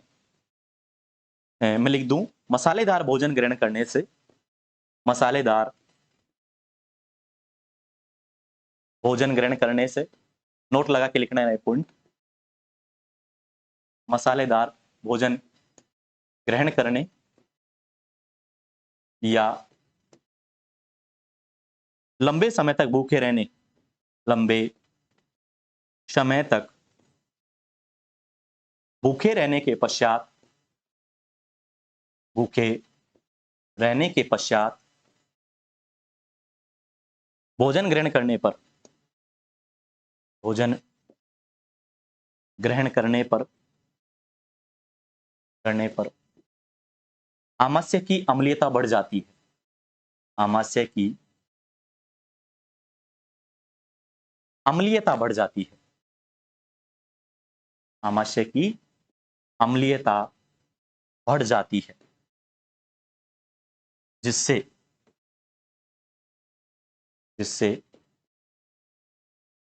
आमाशय में जलन होती है। जिससे आमाशय में जलन होती है। उम्मीद करता हूं ये पॉइंट समझ में आया होगा और आपने ये फील भी किया होगा कि कई बार आप तीखा भोजन ग्रहण करते हो या लंबे समय तक आप भोजन ग्रहण नहीं करते हो, तो उस समय क्या होता है कि आपका जो डाइजेस्टिव सिस्टम है, पाचन तंत्र जो है, उसमें आपको फील ऐसे लगता है कि जैसे भाई हमने बहुत ज्यादा मात्रा में कोई जलन हो रही हो। इसे नोट कर लो भाई जल्दी से।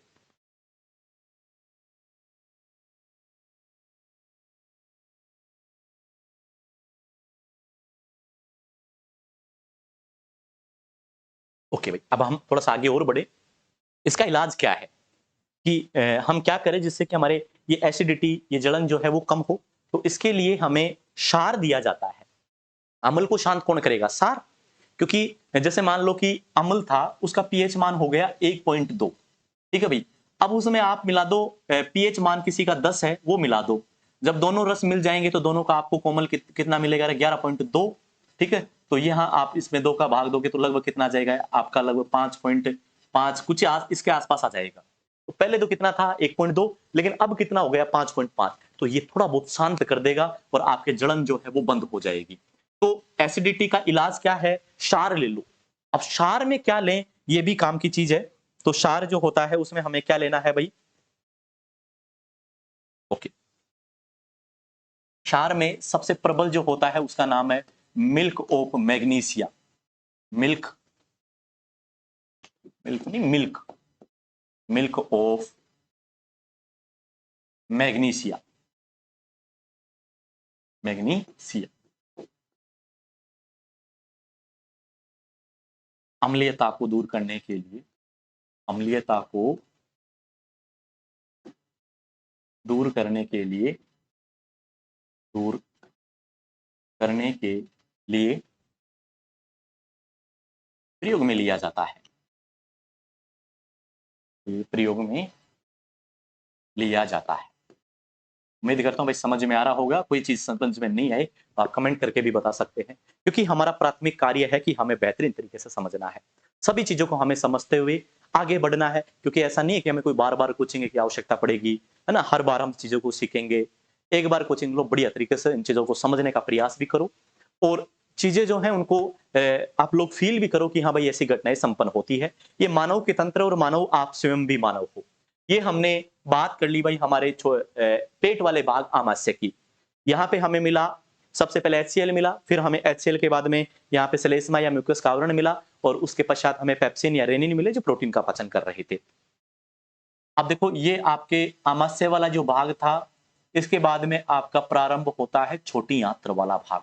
कौन सी? छोटी आंत्र। और छोटी आंत्र के आगे जाकर के ये भाग जो है इसका नाम होता है बड़ी आंत्र। क्या नाम है भाई? बड़ी आंत्र। और बड़ी आंत्र के लास्ट में आपके गुदा द्वार जो होता है उसमें मल जो होता है उसका निष्कासन कर दिया जाता है। ये समझो भाई एक बार। यहां तक का हमारा कंप्लीट काम हो गया आमाशय तक का। अब हम बात करेंगे छोटी आंत्र की और फिर लास्ट में हम बात करेंगे बड़ी आंत्र की। चलो विद्यार्थियों, आप सभी तैयार हो तो हम प्रारंभ करते हैं हमारे छोटी आंत्र। छोटी आंत्र, हालांकि इसका नाम ही छोटा है, ये है नहीं छोटी, ठीक है भाई। यह है बड़ी आंत्र से बड़ी है, यह बड़ी आंत्र से बड़ी है।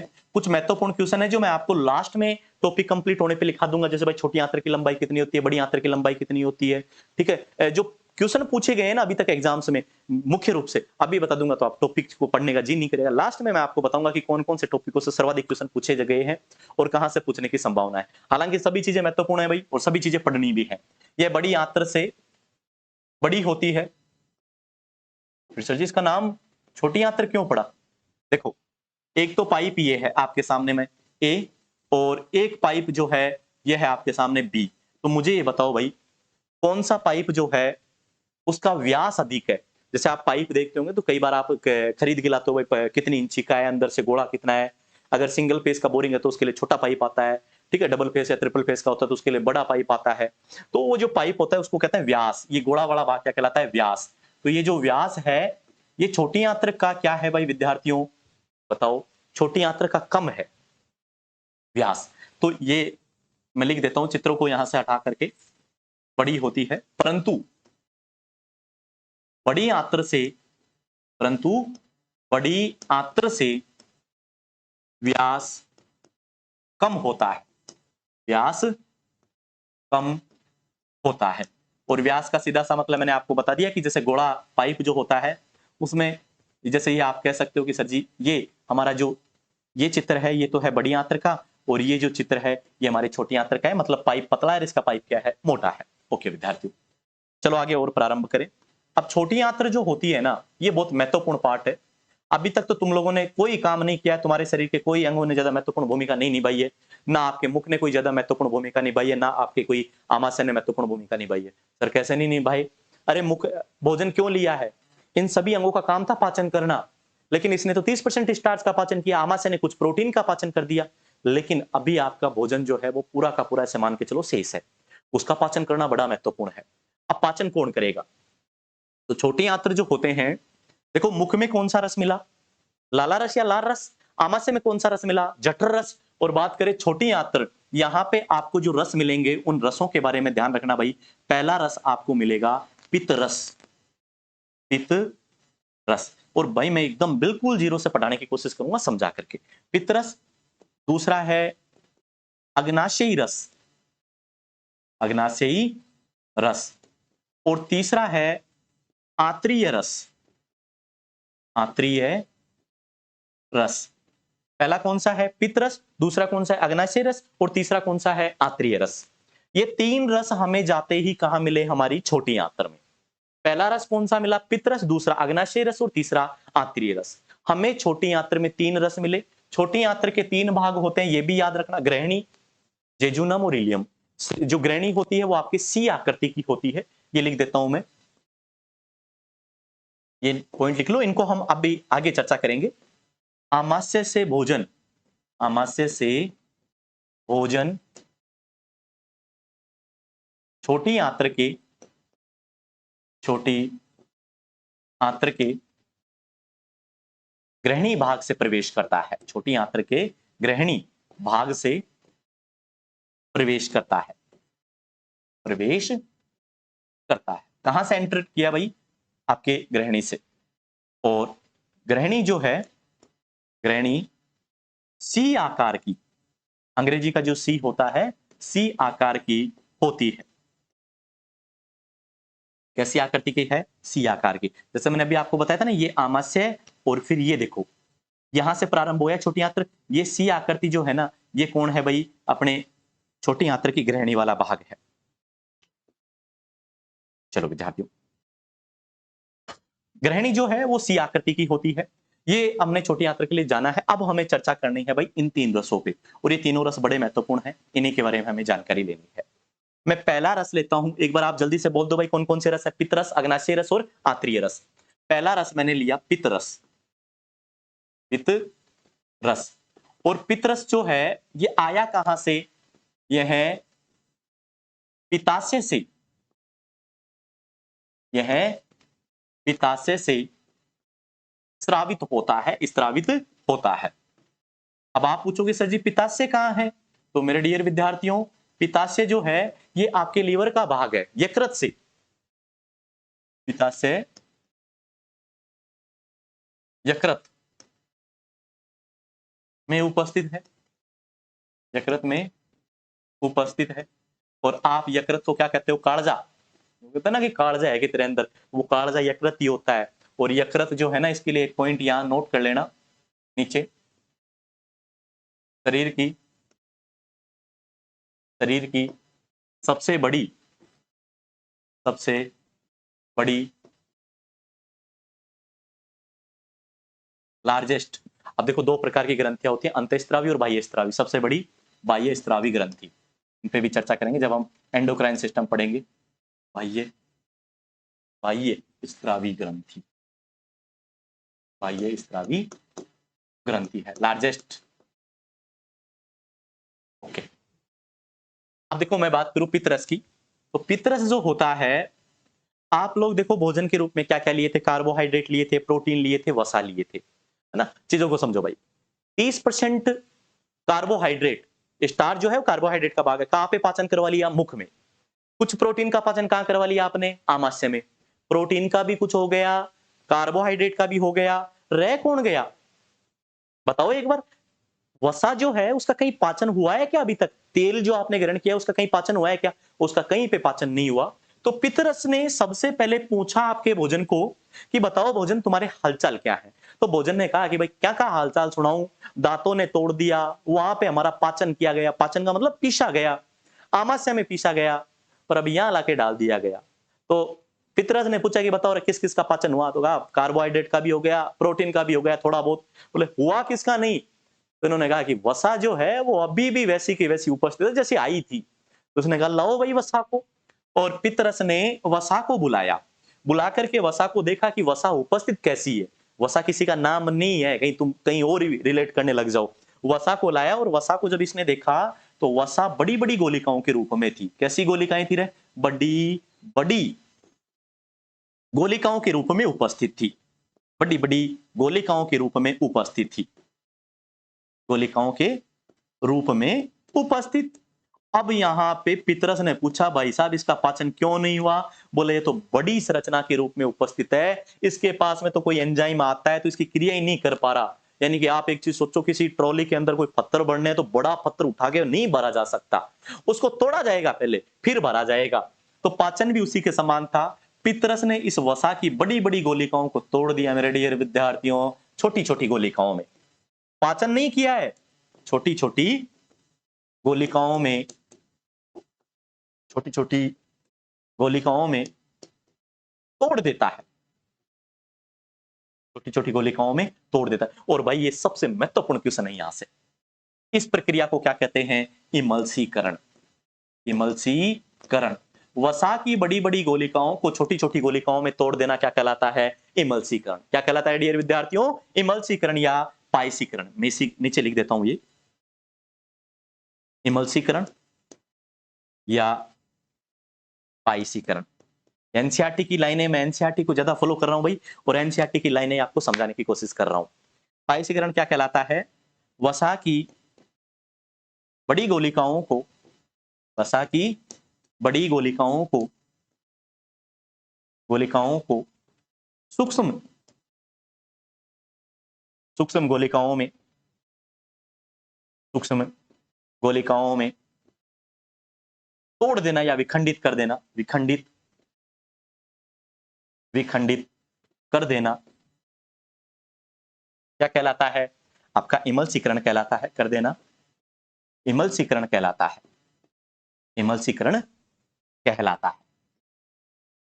क्या कहलाता है भाई आपका, इमल्सीकरण। देखो जल्दी से, ये महत्वपूर्ण पॉइंट है, इमल्सीकरण या पाइसीकरण। वसा की बड़ी बड़ी गोलिकाओं को सूक्ष्म गोलिकाओं में विखंडित कर देना क्या कहलाता है, इमल्सीकरण कहलाता है। और ये काम किसने किया, पितरस ने।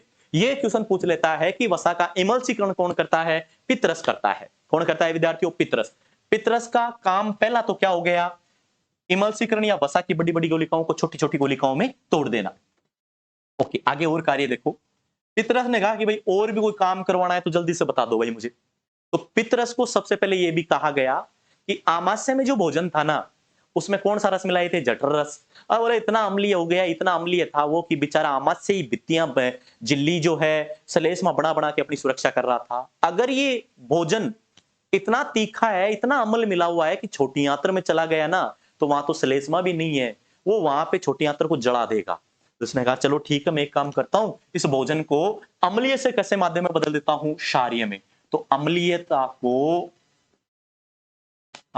को क्षारीय माध्यम में बदल देता है, क्षारीय माध्यम में बदल देता है। कौन बदलता है, ध्यान रखना भाई, आपका पितरस बदल देता है।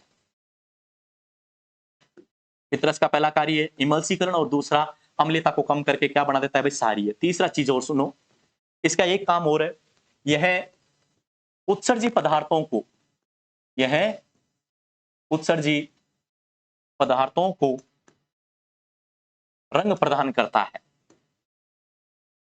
रंग प्रदान करता है। कौन प्रदान कर रहा है भाई, प्रदान करता है। आपका जो पित्तरस है ये क्या कर रहा है डियर विद्यार्थियों, आपका जो भोज्य पदार्थ है उनको रस वो रंग प्रदान कर रहा है। जैसे उत्सर्ज्य पदार्थों के रूप में मल की बात करके चले तो मल में पीला कलर जो है, पीला रंग जो होता है वो इन्हीं के कारण आता है। वर्णक होते हैं हिलुरुबिन, बिलुवर्डिन, अलग अलग वर्णक ये आते हैं। तो ये हमारे पित्तरस की कहानी हो गई। पित्तरस ने पहला काम तो क्या कर दिया विद्यार्थियों, पित्तरस ने पहला कार्य हमारा जो वसा का एमल्सीकरण था वो कर दिया। दूसरा काम जो है वो उत्सर्जी पदार्थों को रंग प्रदान कर दिया, और एक काम इसका जो है वो अम्लता को कम करके किस में बदल दिया, क्षारीय में। अब देखो किसी का पाचन किया, मैंने कहीं पॉइंट लिखा है कि पित्तरस ने कोई पाचन किया है, कहीं नहीं लिखा है, और ना इसने कोई पाचन किया है। तो ये एक नोट लगा के पॉइंट लिख दो तुम लोग, पित्तरस पित्तरस भोजन का पाचन नहीं करता है, भोज्य पदार्थों का पाचन नहीं करता है, पाचन नहीं करता है, नहीं करता है, केवल केवल पाचन में सहायक होता है, केवल पाचन में सहायक होता है, पाचन में सहायक होता है। किसी का पाचन नहीं कर रहा, सिर्फ और सिर्फ पाचन में क्या है, ये सहायक है। ये लाइन भी महत्वपूर्ण है और तुम्हें पता होना चाहिए कि पित्तरस भोज्य पदार्थों का पाचन नहीं करता, केवल और केवल पाचन में सहायता करता है कि लो भाई मैंने वसा को तोड़ दिया है, अब तुम्हारा जो जी करे वो काम कर लो। उसके बाद में दूसरा रस आता है अग्नाशयी रस, अग्नाशयी रस। ओके, यह प्रोटीन, वसा, प्रोटीन, वसा, कार्बोहाइड्रेट, हालांकि इतना डीपली नहीं जाना अपने को कि ये कैसे किस में तोड़ता है। कार्बोहाइड्रेट, न्यूक्लिक पदार्थ और होते हैं, कार्बोहाइड्रेट, न्यूक्लिक पदार्थ, ये क्या होते हैं, देखो आपके शरीर में आपका अनुवांशिक पदार्थ, मतलब मम्मी पापा से आपकी पहचान कराने वाला डीएनए है। आपने सुना होगा ना डीएनए टेस्ट किया जाता है। डीएनए क्या है, न्यूक्लिक अम्ल है। अनुवांशिक पदार्थ क्या होते हैं, न्यूक्लिक अम्ल का पाचन कर और सरल रूप में तोड़ देता है, और सरल रूप में तोड़ देता है। हालांकि इसने पूर्ण पाचन नहीं किया, इसने भी उसको तोड़ दिया सरल रूप में। हालांकि अलग अलग होता है कि प्रोटीन को किस में तोड़ेगा, ठीक है, वसा को किस में तोड़ा, कार्बोहाइड्रेट को किस में तोड़ा, लेकिन अभी अपने को इतना डीपली नहीं जाना। अगला सुनो, हम बात करें हमारा अगला रस जो है, तीसरा जो रस है उसका नाम है आत्रीय रस, आत्रीय रस। और आत्रीय रस जो होता है उसका कार्य जो है यह भोजन का या भोज्य पदार्थों का पूर्ण पाचन कर देता है, का पूर्ण पाचन कर देता है। तो आप लोग एक लाइन बताओ भाई मुझे, आपके शरीर में पाचन पूरा कहां हो गया, छोटी आंत्र के आत्रीय रस के द्वारा।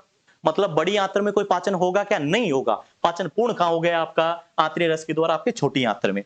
ये क्या करता है विद्यार्थियों, आपका जो प्रोटीन है ये भी महत्वपूर्ण है। इस प्रोटीन को ट्रिप्सिन नाम का एंजाइम, ये भी ध्यान रखना, प्रोटीन को आमाशय में तो कौन सा एंजाइम तोड़ा, वहां पे पेप्सिन, और यहां पे कौन तोड़ेगा, ट्रिप्सिन। और ट्रिप्सिन इसको किस में बदल देगा, ये एनसीईआरटी की लाइन है इसलिए भाई ये लिखना महत्वपूर्ण है। किस में बदल देगा भाई, अमीनो अम्लों में, अमीनो अम्लों में, अमीनो एसिड के अंदर ये तोड़ दिया। वहीं बात करें वसा की, तो वसा जो है उसको आपका एंजाइम आएगा लाइपेज, लाइपेज एंजाइम जो है इसको तोड़ देगा वसीय अम्ल। मतलब ये सुनो अंतिम रूप हो गया इसका, जैसे आटे को आप पीस करके क्या बना देते हो, चूर्ण बना देते हो, वैसे ही अब इनको अंतिम रूप से क्या बना दिया गया, वसीय अम्ल प्लस ग्लिसरॉल, ग्लिसरॉल। ये इसमें तोड़ दिया गया। ओके, अब हमारा सर्वाधिक महत्वपूर्ण कार्बोहाइड्रेट। कार्बोहाइड्रेट जो है, कार्बोहाइड्रेट, इस कार्बोहाइड्रेट को तोड़ दिया गया मेरे विद्यार्थियों glucose plus glucose, glucose plus glucose. अब आप एक चीज नोटिस करते होंगे और आपने कभी पढ़ा हो तो आपको ये पता हो कि हमें भोजन से क्या मिलता है, ग्लूकोज। भोजन से क्या मिलता है, ग्लूकोज। ये क्यों नहीं कहते कि हमें अमीनो अम्ल भी मिले हैं, हमें वसी अम्ल भी मिले हैं, ये ग्लूकोज ही क्यों मिला हमें? तो विद्यार्थियों, आप लोग आपके भोजन में सर्वाधिक मात्रा में क्या लेते हो, कार्बोहाइड्रेट। रोटी जो है उसके साथ में तेल भी कम होता है, प्रोटीन भी कम होती है, सर्वाधिक कौन होता है, कार्बोहाइड्रेट। और कार्बोहाइड्रेट जितना होगा उतना ही आपको भोजन से ऊर्जा मिलेगी, क्योंकि ग्लूकोज किससे प्राप्त होगा, आपको कार्बोहाइड्रेट से। ये मैंने आपको आपकी छोटी यात्रा भी करवा दी है। बेसिक सी चीजों के साथ में हमने एनसीईआरटी को मुख्य रूप से कवर किया है। एनसीईआरटी की जितनी भी चीजें थी हमने उन सभी चीजों को कवर करके चले हैं। अगर कोई चीज आपको लग रही है नई तो कृपया करके कमेंट करके आप अवश्य बता सकते हैं। ये हमारा अग्नाशय रस और आंतरिक रस भी हो गया। अब यहां से मैं एक पॉइंट और लिख देता हूं, आपने इसका नोट कर लिया होगा कि भोजन का पूर्ण पाचन, भोजन का पूर्ण पाचन, पूर्ण पाचन छोटी आंत्र में होता है, छोटी आंत्र में होता है। बताओ भाई, पाचन तो कहां हो गया, आंतरीय भाग के अंदर इसका क्या हो गया, पाचन हो गया कंप्लीटली। और अगर बात करें पाचन के बाद में, मैंने एक वर्ड लिखा था शुरुआत में, देखो अवशोषण। मतलब देखो ये यहां से ये आपकी छोटी आंत्र वाला भाग था, ये बड़ी आंत्र वाला भाग था। यहां इस भोजन को तोड़ा जा रहा है, बिल्कुल छोटे छोटे कणों में तोड़ा जा रहा है। तोड़ने के बाद में ये जो भोजन है इतना बारीक हो गया कि प्रोटीन तो अमीनो अम्लों में बदल गया, कार्बोहाइड्रेट जो है वो ग्लूकोज में बदल गया, और ये ग्लूकोज यहां से निकल गए मेरे डियर विद्यार्थियों बाहर। और बाहर आपका उपस्थित था रक्तवाहिनियां। जैसे पूरे शरीर में जाल रहता है रक्तवाहिनियों का, तो यहाँ पे रक्तवाहिनियां उपस्थित थी। मैं बाहर की ओर बना देता हूं, यहां से ये निकल करके आपके आगे रक्तवाहिनियों में कौन आया, कार्बोहाइड्रेट ग्लूकोज में बदला तो ग्लूकोज आ गया, प्रोटीन जो है अमीनो अम्लों में बदला वो अमीनो अम्ल आ गए, वसा जो है वसी अम्ल ग्लिसरॉल में बदले, वो निकल करके यहाँ आपके रक्त में आ गई।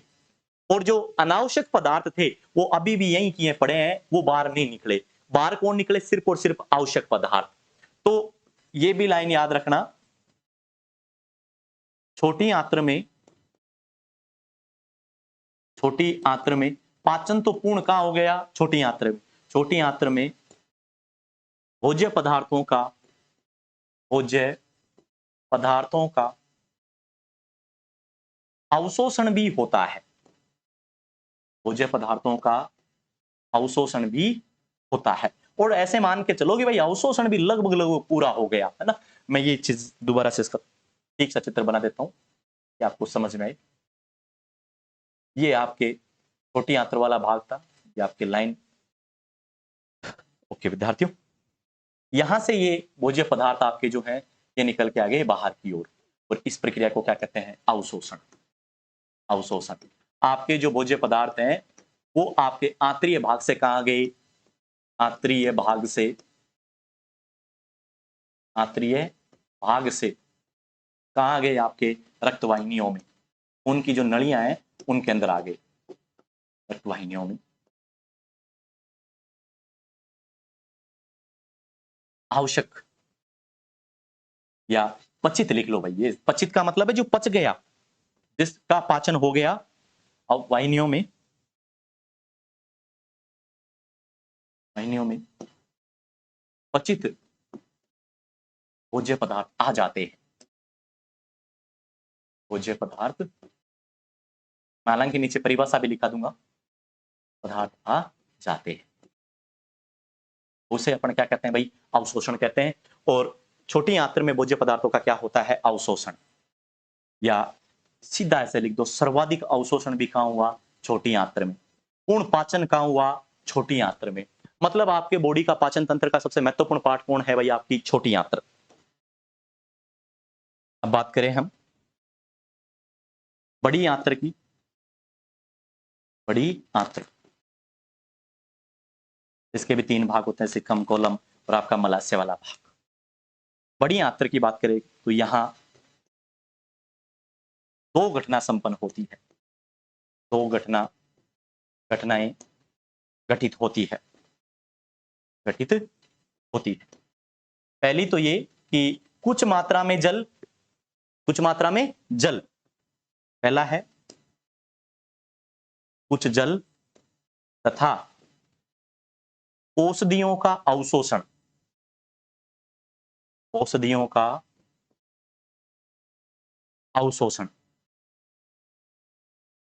किसका अवशोषण हुआ भाई? जल और कुछ औषधियों का क्या हो गया? अवशोषण। वहीं बात करके चले कि दूसरा काम क्या है। तो देखो विद्यार्थियों, ये क्या करता है, जो भोजन जिनका पाचन नहीं हुआ उसको स्नेहक का काम करता है।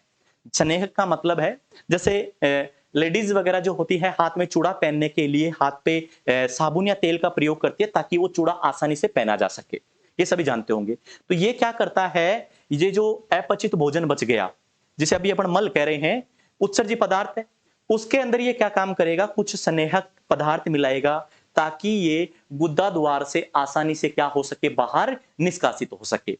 हम जो मल है उसको शरीर से बाहर त्याग देते हैं और उसको स्नेहक ताकि वो गुदा द्वार से आसानी से बाहर निकल सके, ये काम कौन कर रहा है भाई? बड़ी आंत्र। तो यह है अपचित। देखो अवशोषण में मैंने लिखा है कि पचित जिनका पाचन हो गया वो तो अवशोषण हो गया, और अपचित भोज्य पदार्थों, हाँ इन्हें मल कह सकता हूं मैं अभी भी ना, भोज्य पदार्थों, अपचित भोज्य पदार्थों को स्नेहक का कार्य करता है। स्नेहक का कार्य करता है। स्नेहक का मतलब समझ रहे हो, ताकि मल जो है वो गुदा द्वार से आसानी से बाहर निष्कासित हो सके। ये भी आप लोगों को समझ में आया होगा। बड़ी आंत्र के दो काम हो गए, कुछ जल तथा औषधियों का अवशोषण, और अपचित भोज्य पदार्थों को स्नेहक का काम भी ये करता है। आपका कौन सा वाला भाग? बड़ी आंत्र वाला भाग। ओके, अब बड़ी आंत्र जो है उसके अंदर इस भोजन का पूर्ण रूप से क्या हो चुका, पाचन। छोटी आंत्र में पूर्ण रूप से पाचन हो चुका, छोटी आंत्र में ही अवशोषण हो चुका था, लेकिन जल और कुछ औषधियों का अवशोषण कहां हुआ? आपके बड़ी आंत्र में। वहां भोजन को जो अपचित भोज्य पदार्थ है जिन्हें आप मल बोलोगे, वो वहां से स्नेहक के तौर पे उनमें मिला दिया गया ताकि वो मल द्वार के द्वारा बाहर निष्कासित हो सके। अब ये जितना भी मटेरियल है ये सारा आ जाएगा मलाशय में। अब कहां आएगा भाई? ये छोटी आंत्र का ये एक भाग है, उसका नाम है मलाशय, और मलाशय के अंदर ये आपके जितने भी अपचित भोजन थे, मैं बात करूं अपचित भोजन, और इसका दूसरा नाम मैं लिख दूं भाई मल, क्योंकि अब ये मल का रूप ले चुका। भोजन एकत्रित होता है,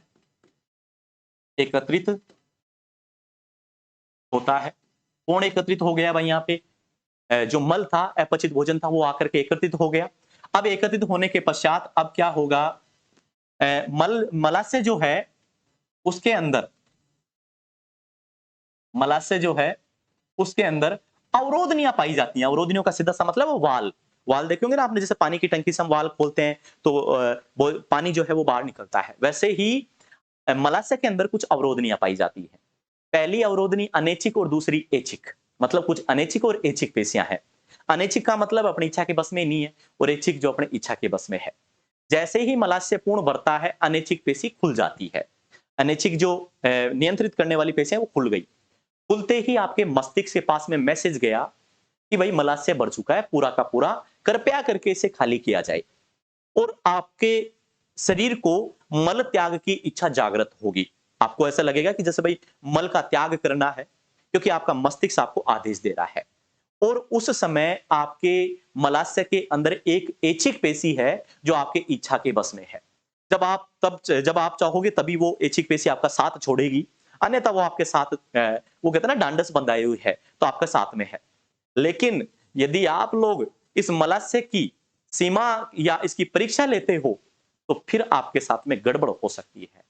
अनैच्छिक खुल गई, ऐच्छिक आपका इंतजार कर रही है कि कब ये आदेश दे भला आदमी और इस मलाशय को खाली किया जाए। और उसी समय यदि आप मलाशय की उस अवरोधनी की परीक्षा लेने बैठ जाओगे, नहीं रहे मैं तो तेरी परीक्षा लूंगा, तो कृपया करके आप अपने आप को सुरक्षित महसूस नहीं करोगे। उसकी बात मान लिया करो, और आप समय रहते उस ऐच्छिक पेशी को आदेश दे दिया करो कि ठीक है भाई तू भी ओपन हो जा, ताकि मल का बाहर निष्कासन कर दिया जाए। इसे अपन बोलेंगे मल त्याग। तो यहाँ पे ऐच्छिक और अनैच्छिक पेशियां है ना, मैं ये पॉइंट भी लिख देता हूं। मलाशय द्वार पर अनैच्छिक तथा ऐच्छिक पेशियां पाई जाती हैं। अनैच्छिक तथा ऐच्छिक पेशियां पाई जाती हैं। ऐच्छिक अवरोधनी लिख देता हूं। अवरोधनी पाई जाती हैं। अवरोधनी पाई जाती हैं जो मल त्याग के समय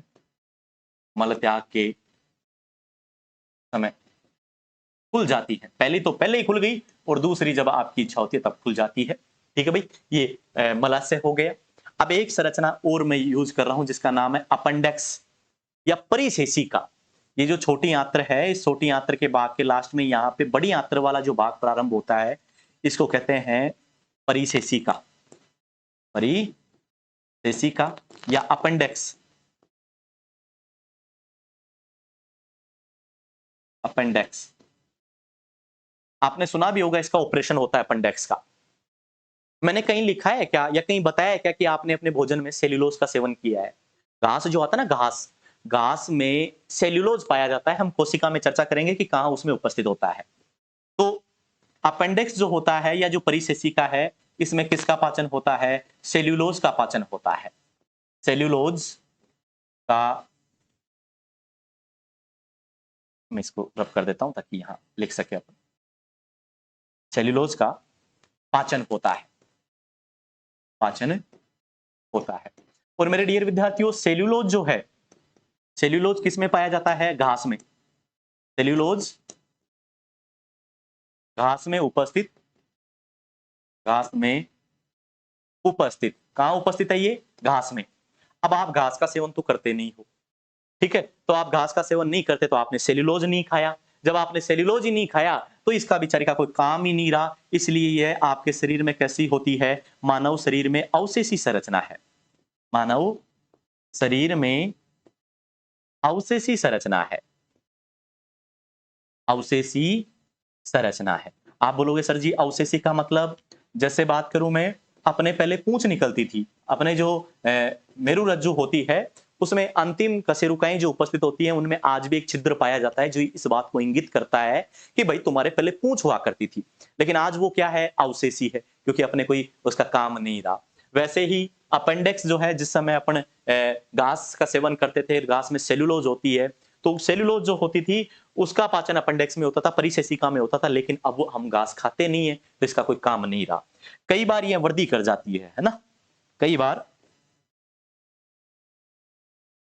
या मैं इसे लिख देता हूं, यह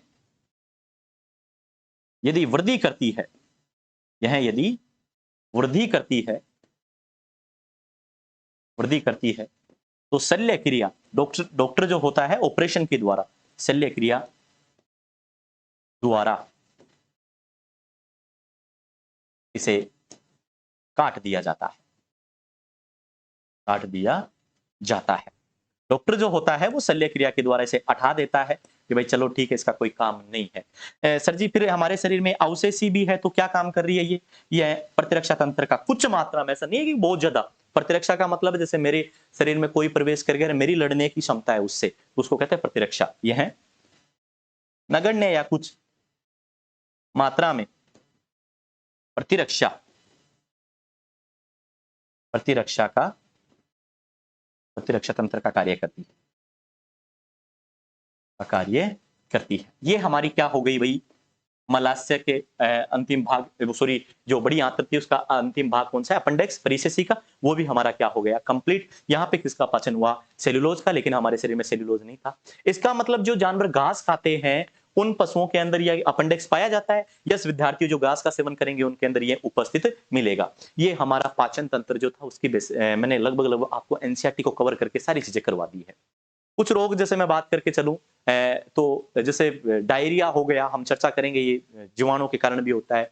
मल का अत्यधिक पतला हो जाना, ठीक है। इसके अलावा अपच यानी पेट भरा भरा, कब्ज, पेट के अंदर पाचन नहीं होना, एसिडिटी यानी कि पेट की अम्लीयता बढ़ जाना, ये सारे चीजों पे हम चर्चा करते हैं विद्यार्थियों। पाचन से संबंधित रोग, कौन कौन से रोग हैं? तो सबसे पहले मैं बात करूं रोग की, डायरिया। डायरिया या पेचिस, इसमें लिख देना मल का अत्यधिक, मल का अत्यधिक पतला होना, पतला होना। इसमें मल जो होता है अत्यधिक पतला हो जाता है और बार बार मल त्याग की इच्छा जागृत होती है। कब्ज, कब्ज, पेट भरा भरा महसूस होता है, भरा हुआ महसूस होता है, क्योंकि भोजन का पूर्ण पाचन नहीं हो पाता या अपचित भोजन जम जाता है, महसूस होता है। अतः अपचित भोजन एकत्रित हो जाता है।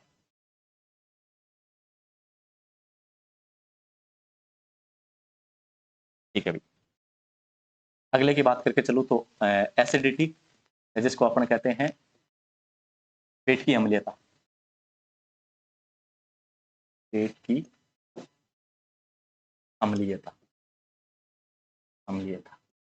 मैंने बताया था आपको ये चीज कि तीखा भोजन ग्रहण करने से, लंबे समय तक भूखा रहने से,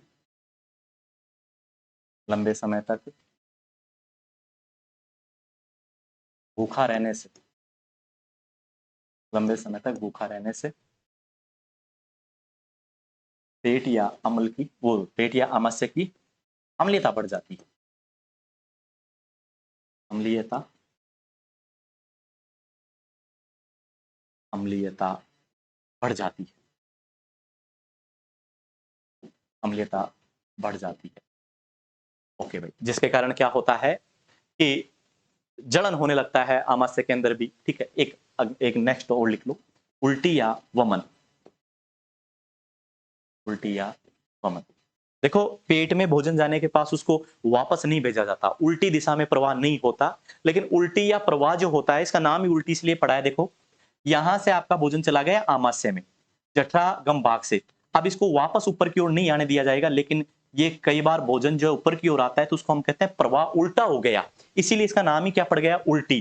तो ये क्या होता है, इसके अंदर भोजन का जो प्रवाह है वो कैसा हो जाता है अभी, उल्टा हो जाता है। ठीक है, भोजन आमाशय से उल्टी दिशा में, आमाशय से उल्टी दिशा में, उल्टी दिशा में प्रवाह होता है, उल्टी दिशा में प्रवाह होता है। ठीक है, जिससे आप लोगों को उल्टी होती है, और उल्टी होने का सबसे मेन रीजन क्या है, उल्टी दिशा में इसका क्या होता है, प्रवाह होता है। और इससे अगर अम्लीयता बढ़ जाती है तो आपके इसमें आहार नाल वाले भाग में जलन होती है, जिसकी वजह से आपको लगता है कि भाई तीव्र मात्रा में मेरे को यहाँ पे जलन फील हो रही है। ये हमारा एक पाचन तंत्र का छोटा सा पार्ट था, टॉपिक था, जो महत्वपूर्ण भी है और आपके सिलेबस का में भी दिया हुआ एक टॉपिक है। एनसीईआरटी को हमने मैक्सिमम फॉलो किया है और उम्मीद करता हूं कि ये चैप्टर आपको समझ में आया होगा। और विद्यार्थियों, ऐसे ही अगले टॉपिक्स को जानने, पहचानने और समझने के लिए जुड़े रहिए हमारे साथ में। हम चर्चा करेंगे अगले वीडियो में कि किस प्रकार से हमारा जो श्वसन तंत्र है वो काम करता है, हम श्वास कैसे लेते हैं और कैसे हम श्वास को त्यागते हैं। तो जुड़े रहिए विद्यार्थियों, तब तक के लिए आप सभी का धन्यवाद।